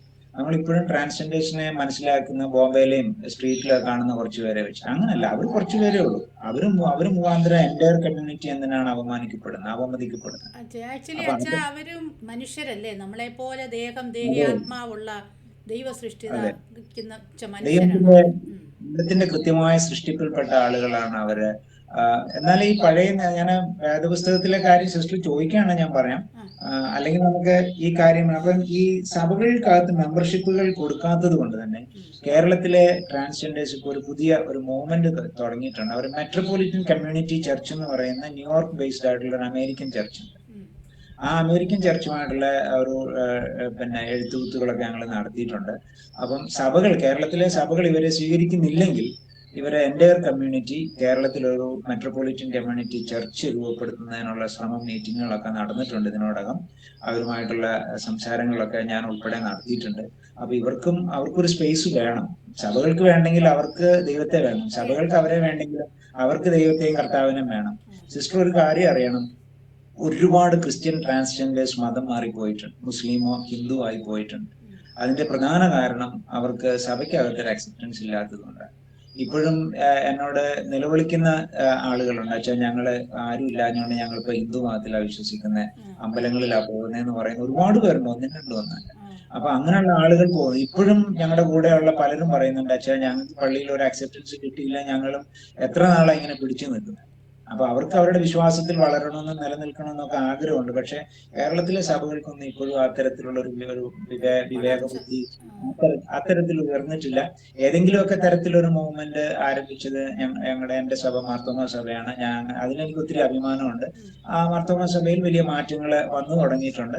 സഭയുടെ പ്രവർത്തനം കൊണ്ട് സമൂഹത്തിലും വലിയ മാറ്റങ്ങൾ സംഭവിക്കുന്നുണ്ട്. പക്ഷെ അതൊക്കെ നെഗ്ലിജിബിൾ ആണെന്ന് മാത്രമേ അതിൽ പ്രവർത്തിക്കുന്ന ഒരാളെന്നുള്ള നിലയിൽ എനിക്ക് പറയാനുള്ളൂ. അതുകൊണ്ടൊന്നും നമുക്ക് തൃപ്തി അടയാൻ പറ്റുന്നില്ല എന്നുള്ളതാണ്. ഈ ട്രാൻസ്ജെൻഡേഴ്സിനും ഒരു നിത്യത ആവശ്യമാണല്ലോ. അവരുടെ ആത്മാവ് ഒരിക്കലും നഷ്ടപ്പെട്ടു പോകാൻ ദൈവം ആഗ്രഹിക്കുന്നില്ല എന്നാണ് ഞാൻ വിശ്വസിക്കുന്നത്. കാരണം നമ്മളെ പോലുള്ള ഒരു ആത്മാവാണല്ലോ അവരിലും ദൈവമാക്കിയിരിക്കുന്നത്. അതെ, 100% ശരിയല്ലേ സിസ്റ്റർ? അത് നമ്മൾ കൃത്യമായി ഇത്തരം വിഷയങ്ങളെ ഇതിന്റെ ഒരു പ്രധാനപ്പെട്ട ഈ നമ്മളെ ദിനവൃത്താന്ത പുസ്തകങ്ങൾ, നമ്മൾ ആവർത്തന പുസ്തകം വായിക്കുമ്പോഴേ ആവർത്തന പുസ്തകത്തിനകത്ത് കൃത്യമായി ദൈവം പറയുന്നുണ്ട്, മോശയ്ക്ക് കൊടുക്കുമ്പോ ഈ ഉണങ്ങിയ വൃഷ്ണമുള്ളവനെ പള്ളിക്കകത്ത് കയറ്റരുതെന്നാ പറയുന്നത്. അത് സമാപന കൂടാരത്തിന്റെ ഒരു കാര്യം. ഉണങ്ങിയ വൃഷ്ണമുള്ളവനെ പള്ളിക്കകത്ത് കയറ്റരുത്, അവനെ സമാപന കൂടാരത്തില് അവൻ കയറ്റരുതെന്ന് പറയുന്നു ആവർത്തന പുസ്തകം 22-ാം അധ്യായം. അപ്പം അന്നത്തെ ഒരു കാഴ്ചപ്പാടിനകത്ത് ഇത്തരം ആളുകൾ ഒരു ശാപമായി കണ്ട ഒരു സമൂഹം ആ കാലഘട്ടത്തുണ്ടായിരുന്നു. പുരുഷനും സ്ത്രീയും അല്ലാത്തൊരു ജെൻഡറിനെ അക്സെപ്റ്റ് ചെയ്തിട്ടില്ലാത്തൊരു കമ്മ്യൂണിറ്റി ആയിരുന്നു മെസപ്പൊട്ടോമിയയിൽ ആ കാലത്ത് ഉണ്ടായിരുന്നത് കൊണ്ട് തന്നെ അവിടെ നിന്ന് വന്ന ഇസ്രായേൽ ജനം തീർച്ചയായിട്ടും അവരും അങ്ങനെ തന്നെയാണ് അതിനെ കണ്ടത്. എന്നാല് സിസ്റ്റർ ഒരു കാര്യം ശ്രദ്ധിച്ചു നോക്കൂ, ബാബിലോണിയ പ്രവാസം ഇവര് ബാബിലോണിലാണ്, ഇന്നത്തെ ഇറാഖ് മേഖലകളിലൊക്കെ. പിൽക്കാലത്ത് ആ മേഖലയിലുണ്ടായ വലിയ പേർഷ്യൻ സാമ്രാജ്യത്തിന്റെയൊക്കെ കാലഘട്ടത്തിൽ അവിടെ വലിയ മാറ്റങ്ങളുണ്ടായിരുന്നു. അവിടെ ഉണ്ടായിരുന്ന ബാബിലോണിയൻ നെബൂഖദ്നേസറിന്റെ കാലത്ത് പോലും അത്തരം ആളുകൾ അവിടെ അക്സെപ്റ്റ് ചെയ്യപ്പെട്ടിട്ടുണ്ട്. അതുകൊണ്ട് തന്നെ ആ ബാബിലോണിയ പ്രവാസ കാലഘട്ടത്തിൽ ഈ ഇസ്രായേൽ ജനങ്ങൾ കണ്ട ഒരു സമൂഹം എന്ന് പറയുന്നത് ട്രാൻസ്ജെൻഡേഴ്സിനെയൊക്കെ ചേർത്ത് നിർത്തിയ ഒരു സമൂഹത്തെ. അത് കുഴപ്പക്കാരല്ലെന്നും അവർ ഈ സമാനം ബാബിലോണും അതുപോലെ തന്നെ ആഫ്രിക്കൻ രാജ്യങ്ങളിലൊക്കെ ആ കാലഘട്ടത്തിൽ തന്നെ ട്രാൻസ്ജെൻഡേഴ്സ് ഉന്നത പദവി അലങ്കരിച്ചിരുന്ന ആളുകൾ. അപ്പൊ ഇത് കണ്ടുവന്ന ജനങ്ങൾ പിൽക്കാലത്ത് തിരിച്ചു വരുമ്പോ സിസ്റ്ററിന് അറിയാലോ, 3-ാം യെശയ്യാവാണ് യെശയ്യാവിന്റെ പുസ്തകം 56 മുതൽ 66 വരെയുള്ള അധ്യായങ്ങൾ എഴുതിയേക്കുന്നത്. അത് പ്രവാസത്തിന് ശേഷം, ബാബിലോണിയൻ പ്രവാസത്തിന് ശേഷമാണ് എഴുതുന്നത്. 39 വരെയുള്ള അധ്യായങ്ങൾ പ്രവാസത്തിന് മുൻപും 40 മുതൽ 55 വരെയുള്ള അധ്യായങ്ങൾ പ്രവാസ കാലഘട്ടത്തിലും 56 മുതൽ 66 വരെ പ്രവാസത്തിന് ശേഷവും എഴുതുന്ന ഭാഗങ്ങളാണ്. അപ്പോൾ ഈ 56-ാം അധ്യായം തുടങ്ങുന്നത് തന്നെ സിസ്റ്റർ ഒന്ന് വായിച്ചു നോക്കി. അവിടെ കൃത്യമായി പറയുന്നുണ്ട് ഈ ഇങ്ങനെയുള്ള ആളുകൾക്ക് ഈ നമ്മളെ വേദപുസ്തകത്തിൽ ഭാഷയിൽ പറഞ്ഞാൽ ഷണ്ണന്മാരായ ആളുകൾക്ക് പ്രത്യേകമായ ഒരു സ്ഥലമാണ് ദൈവം ദേവാലയത്തിൽ ഒരുക്കി കൊടുക്കും. അവർക്കൊരു പ്രത്യേക പേര് കൊടുക്കും. എന്ന് പറഞ്ഞാൽ ആവർത്തന പുസ്തകത്തിൽ കാണുന്ന ദൈവിക വെളിപ്പാടല്ല യെശയ്യാവിന്റെ പുസ്തകം 56-ാം അധ്യായത്തിൽ തന്നെ. നമുക്കത് കേൾവിക്കാർക്ക് എടുത്ത് വായിക്കാവുന്നതേ ഉള്ളൂ. അവർക്ക് പ്രത്യേക ഒരു പദവി ദൈവത്തിന്റെ ആലയത്തിൽ കൊടുക്കുകയാണ്. അപ്പൊ നമ്മൾ നോക്കുക, എക്സ്പോഷറാണ് എല്ലാ കാലത്തും നമ്മുടെ ചിന്താഗതികളെ മാറ്റിമറിക്കുന്നത്. അപ്പൊ അതിനെ അക്സെപ്റ്റ് ചെയ്യുന്ന ഒരു സമൂഹമാക്കി ദൈവം ഇവരെ മാറ്റിയെടുത്തിട്ട് അവരെ ദൈവം ഈ ആലയത്തിന്റെ ഭാഗത്തേക്ക് കൊണ്ടുവരിക. അപ്പം പിന്നീട് അവർ ആലയത്തിന്റെ ഭാഗമാവുകയാണ്. എന്നാൽ ഈ ലേവ്യ പുസ്തകത്തിലെ ചില നിയമങ്ങളൊക്കെ ഉണ്ട്. അപ്പൊ അതിനകത്ത് സിസ്റ്റർ ചോദിച്ചില്ലെങ്കിലും ഞാൻ പറയാം, ആളുകൾക്കൊക്കെ സംശയമുണ്ട്. ആളുകളൊക്കെ എന്നോടും ചോദിക്കുന്നത്, പുരുഷൻ സ്ത്രീയുടെ വേഷം ധരിക്കുന്നു, സ്ത്രീ പുരുഷന്റെ വേഷം ധരിക്കുന്നതൊക്കെ മഹാപാപമായിട്ടാണ് ഈ ലേവ്യ നിയമങ്ങളിലൊക്കെ രേഖപ്പെടുത്തിയിരിക്കുന്നത്. ശരിയാണ്, അതിനകത്ത് അവിടെ അങ്ങനെ എഴുതിയിട്ടുണ്ട്. സിസ്റ്ററിനോട് ഞാനൊരു ചോദ്യം ചോദിക്കാം. ഈ ലേവ്യ പുസ്തകത്തിനകത്ത് എത്ര നിയമങ്ങൾ നമ്മളിപ്പോ പാലിക്കുന്നു? അല്ലെ, നമ്മൾ പാലിക്കേണ്ട നിയമങ്ങൾ എത്ര? അല്ലേ? ഇനി ഞാനൊരു കാര്യം പറയാം. ഈ അവിടെ പറഞ്ഞിട്ടുള്ളത് 2 തരം നൂലുകൊണ്ടുള്ള വസ്ത്രം ധരിക്കരുതെന്ന്. അത് സിസ്റ്റർ ഇട്ടേക്കുന്ന വസ്ത്രത്തിൽ തന്നെ എത്ര തരം നൂലുകളുണ്ട്? നമ്മളൊക്കെ മഹാഭാവികളാണ് അല്ലെ? 2 തരം വിത്ത് ഒരു പാടത്ത് എറിയാൻ പാടില്ലെന്നാണ്, വിതയ്ക്കാൻ പാടില്ല. അല്ലേ? നിങ്ങളുടെ പുതപ്പിന് തൊങ്ങലുണ്ടായിരിക്കണം. എന്ന് പറഞ്ഞാൽ ഇങ്ങനെ തൊങ്ങല് തൂങ്ങിക്കിടക്കുന്ന പുതപ്പേ ഇടാൻ പാടും. പന്നി മാംസം കഴിക്കാൻ പാടില്ല. അങ്ങനെ ഒരു കൂട്ടം പലവക നിയമങ്ങൾ പറഞ്ഞിട്ടുണ്ടാവും. ഒരുപാട് പലവക നിയമങ്ങൾ പറഞ്ഞു. അതൊന്നും ഒരു കാരണവശാലും നമുക്ക് ബാധകമല്ലാത്ത കുറെ നിയമങ്ങൾ പറഞ്ഞ കൂട്ടത്തിലാണ് സ്ത്രീ പുരുഷന്റെ വസ്ത്രവും പുരുഷൻ സ്ത്രീയുടെ വസ്ത്രവും ധരിക്കരുത് എന്ന് പറഞ്ഞത്. അതിനൊരു ഹിസ്റ്റോറിക്കൽ കോണ്ടെക്സ്റ്റും കൂടെ. അതായത് ഈ നമ്മുടെ ഈ മരുഭൂമി യാത്ര കാലഘട്ടത്തെ വളരെ സങ്കീർണമാണ്, കഷ്ടപ്പെട്ട് ജീവിക്കേണ്ട ഒരു കാലഘട്ടം. അപ്പം ഈ പുരുഷന്മാർ മടിയന്മാരായിട്ടുള്ള ആളുകളൊക്കെ ദേവാലയത്തിൽ വരാനോ പ്രാർത്ഥനയ്ക്ക് വരാൻ താല്പര്യം ഇല്ലാത്തവരൊക്കെ സ്ത്രീകളുടെ വേഷം ധരിച്ചുകൊണ്ട് അതിലെ നടക്കുമായിരുന്നു. ആ യുദ്ധങ്ങളോ അല്ലെങ്കിൽ ചെറിയ ആവശ്യങ്ങളൊക്കെ വരുമ്പോൾ അതിനകത്ത് പങ്കെടുക്കാൻ പറ്റുന്നില്ല, സ്ത്രീ വേഷം ധരിച്ച് നടക്കുന്ന കുറെ ആളുകൾ ആ കാലഘട്ടത്തിൽ ഉണ്ടായിരുന്നു എന്ന് ചില ചരിത്ര പുസ്തകങ്ങളിലൊക്കെ വായിച്ചിട്ടുണ്ട്. അപ്പൊ അങ്ങനെയുള്ള ഒരു കോണ്ടസ്റ്റിലാണ് മോശ പറയുന്നത്, ഇവിടെ നമ്മളൊരു ഒരു ഒരു കോർപ്പറേറ്റ് മൂവ്മെന്റ് നടത്തിക്കൊണ്ടിരിക്കുകയാണ്. അതിനകത്ത് കുറച്ചു പേര് ഇങ്ങനെ ഉടായ്പ കാണിച്ച് മാറി നിൽക്കാൻ പറ്റില്ല. കൃത്യമായി അതുകൊണ്ടാണ് പറയുന്നത് ആരാധനയ്ക്ക് വരാതിരിക്കാനോ അല്ലെങ്കിൽ ഇത്തരത്തിലുള്ള ക്രോസ് ഡ്രസ്സിംഗ് ഒന്നും പാടില്ല എന്നൊരു ഒരു വായനയുണ്ട്. അപ്പം ഇങ്ങനെയുള്ള സാഹചര്യത്തിലാണ് ആ ക്രോസ് ഡ്രസ്സിനെ കുറിച്ചൊക്കെ പറഞ്ഞിട്ടുള്ളത്. നമുക്കറിയാം, ഇന്ന് ഈ പന്നിമാംസം കഴിക്കുന്നവരാണ് ക്രൈസ്തവരിലെ ഒരു വിഭാഗത്തിൽപ്പെട്ട ആളുകളെല്ലാം. അവർ പക്ഷെ ട്രാൻസ്ജെൻഡേഴ്സിനെ അക്സെപ്റ്റ് ചെയ്യില്ല. അവർ പറയുന്നത് അവർ പുരുഷന്റെ വേഷം സ്ത്രീ ധരിക്കുന്നു. ആക്ച്വലി അച്ഛാ, പുരുഷന്റെ വേഷം സ്ത്രീകൾ ഇഷ്ടം പോലെ നമ്മുടെ പിള്ളേരുകളെല്ലാം ധരിച്ചുകൊണ്ട് നടക്കുമല്ലേ, ജീൻസും അത് ഞാൻ ആദ്യം പറഞ്ഞതേ ഉള്ളൂ സിസ്റ്ററെ. അതൊരു ജെൻഡർ കൺസ്ട്രക്റ്റ് ആണ്, സൊസൈറ്റി വെച്ചിരിക്കുന്നത്. ഇപ്പൊ സിസ്റ്റർ ഒരു പാന്റ് ഷർട്ട് ഇട്ടാൽ ഇവിടെ ആകാശം ഇടിഞ്ഞ് എഴുത്തുന്നു. കർത്താവ് അതിനെ വിധിക്കുമെന്ന് എനിക്ക് തോന്നുന്നില്ല. അതൊക്കെയാണ് വിഷയം. നമ്മുടെ ഇപ്പൊ ആഫ്രിക്കയിലൊക്കെ ചെന്ന എന്തെങ്കിലും ഇടാൻ അവർക്കില്ല. പുരുഷനും സ്ത്രീക്കും എന്തെങ്കിലുമൊക്കെ കിട്ടിയാൽ പുതച്ചോണ്ട് നടക്കുകയുള്ളൂ. അത് ഏത് വേഷത്തിൽപ്പെടും? അപ്പൊ നമുക്ക് ഈ തിന്നു കൊഴുത്തിരിക്കുന്ന അല്ലെങ്കിൽ ഇഷ്ടം പോലെ ആർഭാടത്തിൽ ജീവിക്കുന്ന നമുക്ക് വസ്ത്രം ഒരു തെരഞ്ഞെടുപ്പിനുള്ള സാധ്യത ഉള്ളത് കൊണ്ടും കൂടെയാണ് നമ്മൾ ഈ വസ്ത്രത്തെ കുറിച്ച് ഇത്രയും ആകുലപ്പെടുന്നത്. അതെ, അത് തന്നെയല്ല, ഇവരുടെ ഉള്ളിലുള്ള ഒരു ഫീലിങ്സ് അല്ലേ അത് പുറത്തു വരുന്നത്. അപ്പൊ അവരുടെ വളരെ കറക്റ്റാണ് സിസ്റ്റർ, അത് കൃത്യമായി പറഞ്ഞു. അവർ ഭയങ്കര വിസിബിലിറ്റിയിൽ ഇഷ്ടപ്പെടുന്ന ആളുകളാണ്. അപ്പൊ അവർക്ക് എങ്ങനെ എത്ര പുരുഷൻ ഒരു സ്ത്രീ ആയി കാണിക്കാമോ അത്രയും. അതുകൊണ്ട് അവർ ഫെമിനൈസേഷൻ പ്രോസസ്സ് ഭയങ്കര എക്സ്പെൻസീവ് ആണ്. അവര് ലേസർ ട്രീറ്റ്മെന്റുകൾ ചെയ്യുന്നു, വസ്ത്രം ധരിക്കുന്നു, ആഭരണം വെക്കുന്നു, മേക്കപ്പ് ചെയ്യുന്നു. അവരൊരു സ്ത്രീ ആയിട്ട് കാണിക്കാൻ അവർക്ക് ഭയങ്കര ആഗ്രഹം. അത് അവരുടെ ഇൻസ്റ്റിങ്ക്റ്റ് ആണ്, അവരുടെ എന്താ പറയുന്ന അവരുടെ നമ്മുടെ ശരീരത്തിൽ തന്നെയുള്ള ഒരു പ്രവണതയാണ്. അപ്പൊ അതിനെ നമുക്ക് അതിന്റെ പേരിലൊന്നും തടയാനായിട്ട് നമുക്ക് പറ്റത്തില്ല. അപ്പൊ അതുകൊണ്ട് ഈ മെട്രോപൊളിറ്റൻ കമ്മ്യൂണിറ്റി ചർച്ച് പോലൊരു ചർച്ച് കേരളത്തിൽ ഉണ്ടായി വരുന്നുണ്ട്. പക്ഷെ ഞാൻ പേഴ്സണലി എനിക്ക് താല്പര്യമില്ല. എന്റെ താല്പര്യം ഇപ്പോൾ നിലവിലുള്ള സഭകൾ തന്നെ ഇവരെ സ്നേഹത്തോടെ ചേർത്ത് പിടിക്കുകയും അവരുടെ കല്യാണങ്ങൾ നടത്തി കൊടുക്കുകയും അവരുടെ ജെൻഡർ അംഗീകരിക്കുകയും ചെയ്യുക എന്നുള്ളതാണ് എളുപ്പവഴി. ഇല്ല എങ്കിൽ ഇപ്പൊ ഈ ഒരു പ്രോസസ്സിൽ ഞാനും അവരോടുകൂടെ പങ്കെടുക്കുന്നുണ്ട്. അവർക്കൊരു സഭ ഉണ്ടാക്കി കൊടുക്കണമല്ലോ. അവര് അനാഥരായി കർത്താവിന്റെ വരവിൽ അവർ നഷ്ടപ്പെട്ടു പോകാൻ പാടില്ല. അപ്പൊ അവരെ ഉൾക്കൊള്ളുന്ന ഒരു ചർച്ചാണ് മെട്രോപൊളിറ്റൻ കമ്മ്യൂണിറ്റി ചർച്ച്. ആ ഒരു ചർച്ച് കേരളത്തിൽ വന്നേക്കും താമസിയാതെ.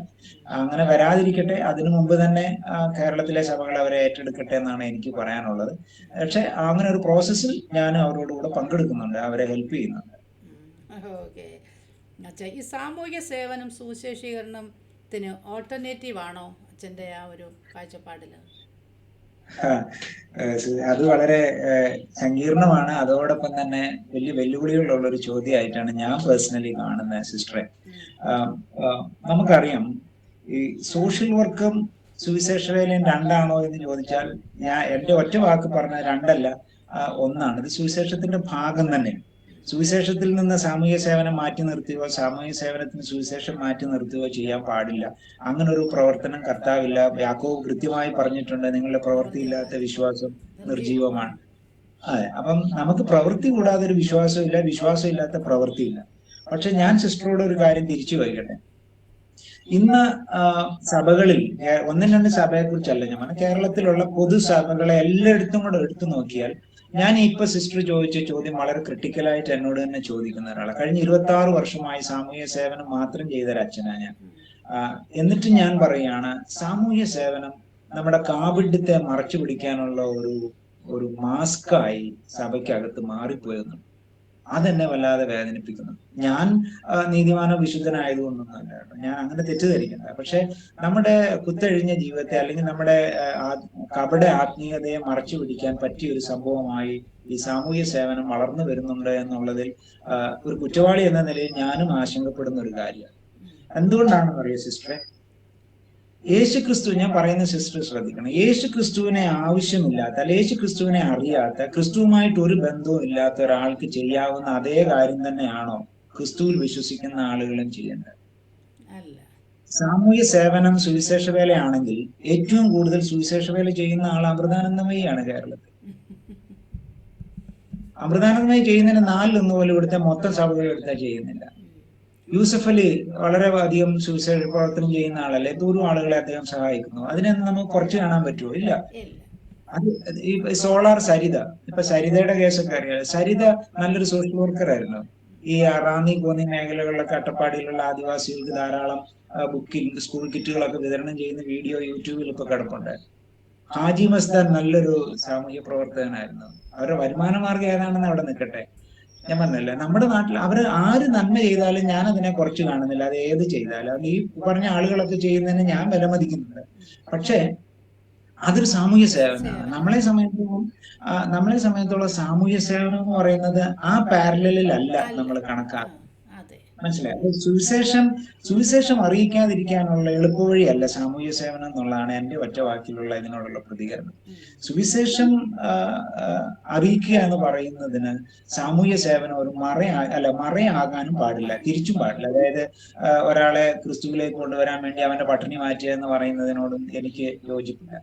പക്ഷെ എന്റെ ഒരു അഭിപ്രായം ഞാൻ പറഞ്ഞ, ക്രിസ്തുവിനെ ആവശ്യമില്ലാത്ത, ക്രിസ്തു ഇല്ലാത്തവർക്കും കൂടെ ചെയ്യാൻ പറ്റുന്ന ഒരു കാര്യമാണോ ക്രിസ്തു ഉള്ള നമ്മൾ ചെയ്യുന്നത്? അത്രയൊക്കെ മതിയോ നമ്മുടെ ഭാഗത്ത്? അതുകൊണ്ട് എന്നെ സംബന്ധിച്ചോളം സാമൂഹ്യ സേവനം, ഞാനിപ്പോ 26 വർഷമായിട്ട് ഇത് ചെയ്തുകൊണ്ടിരിക്കുക, അതിനു മുമ്പും ചെയ്തുകൊണ്ടിരുന്ന ഒരാളാണ്. അപ്പൊ ഞാൻ ഇതിനെക്കുറിച്ച് പറയുന്ന ഒന്നാമത്തെ കാര്യം, സാമൂഹ്യ സേവനം സുവിശേഷ വേലയാകുന്നത് നമ്മൾ അതിനകത്ത് ഉപയോഗിക്കുന്ന പണമാണ്. എവിടുന്ന്, ആരുടെ പണമാണ് നമ്മൾ സുവിശേഷ വേലയ്ക്ക് വേണ്ടി ഉപയോഗിക്കുന്നത്?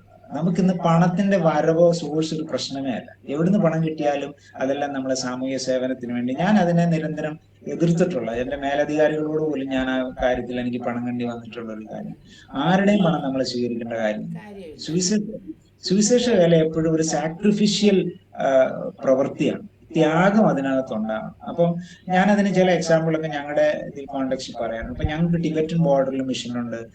ഞങ്ങൾക്ക് ഒരുപാട് ആശ്രമങ്ങളുണ്ട്. 50 വർഷം 60 70 വർഷം 75 വർഷം മുമ്പ് തുടങ്ങിയ ആശ്രമങ്ങളാണ്. അന്നൊക്കെ പട്ടിണി ദാരിദ്ര്യമുള്ള കാലത്ത് തുടങ്ങിയ ആശ്രമങ്ങൾ. അവിടെ അന്നൊന്നും നമുക്ക് CSR ഫണ്ടില്ല, നമുക്ക് കോർപ്പറേറ്റുകളുടെ ഫണ്ടില്ല, ഗൾഫ് പണമില്ല, ഒന്നുമില്ലാത്ത കാലത്ത് കഷ്ടപ്പെട്ട് നുള്ളരിയിട്ടും പിടിയേരിയൊക്കെ ഇട്ട് ഞങ്ങൾ ഉണ്ടാക്കിക്കൊണ്ടുവന്ന ആ പ്രസ്ഥാനങ്ങളൊക്കെ ഇന്നും നിലനിൽക്കുന്നുണ്ട് 75 വർഷമായിട്ടും. പക്ഷെ നമ്മൾ ഈ കോർപ്പറേറ്റ് ഫണ്ട് ഇറക്കി ചെയ്യുന്ന പലതും 5 വർഷം കഴിക്കുന്നില്ല. മനസ്സിലായോ? അപ്പം അതുകൊണ്ട് ഇതിന്റെ സോഴ്സ് വളരെ പ്രധാനപ്പെട്ട. അതുപോലെ തന്നെ സുവിശേഷ വേലയും സാമൂഹ്യ സേവനവും തമ്മിൽ രണ്ടായിട്ട് ഞാൻ കാണുന്നില്ല എന്ന് പറയുമ്പോൾ തന്നെ നമുക്കൊരു കൃത്യമായിട്ടുള്ള ഒരു നിർവചനം ഇതിനുണ്ട്. കുരിശിന്റെ എലമെന്റ് ഇല്ലാത്ത ഒരു പ്രവർത്തനവും സാമൂഹ്യ സേവനമായിട്ട് അതിനായത് ഞങ്ങൾ സാധാരണ സോഷ്യൽ വർക്ക് 2 കാര്യം പറയും. ഒന്ന് അറ്റാച്ച്ഡ് ഇൻവോൾവ്മെന്റും ഉണ്ട്, ഡിറ്റാച്ച്ഡ് ഇൻവോൾവ്മെന്റും ഉണ്ട്. ഈ ഡിറ്റാച്ച്ഡ് ഇൻവോൾവ്മെന്റ് എന്ന് പറഞ്ഞാൽ ഞാൻ ഓഫീസിലിരിക്കുന്നു, പിന്നെ ഉഗാണ്ടയിലുള്ള സാധുക്കൾക്ക് വേണ്ടി ഞാൻ ഇവിടുന്ന് കുറെ പൈസ അയച്ചു കൊടുക്കുന്നു. ഇതിനെ ഞങ്ങൾ ഡിറ്റാച്ച്ഡ് ഇൻവോൾവ്മെന്റ് എന്നാ പറയാം. കാരണം ഞാൻ അതിനകത്ത് ഒരിക്കലും പങ്കെടുക്കുന്നില്ല, എന്റെ പോക്കറ്റ് മാത്രമേ പങ്കെടുക്കുന്നുള്ളൂ.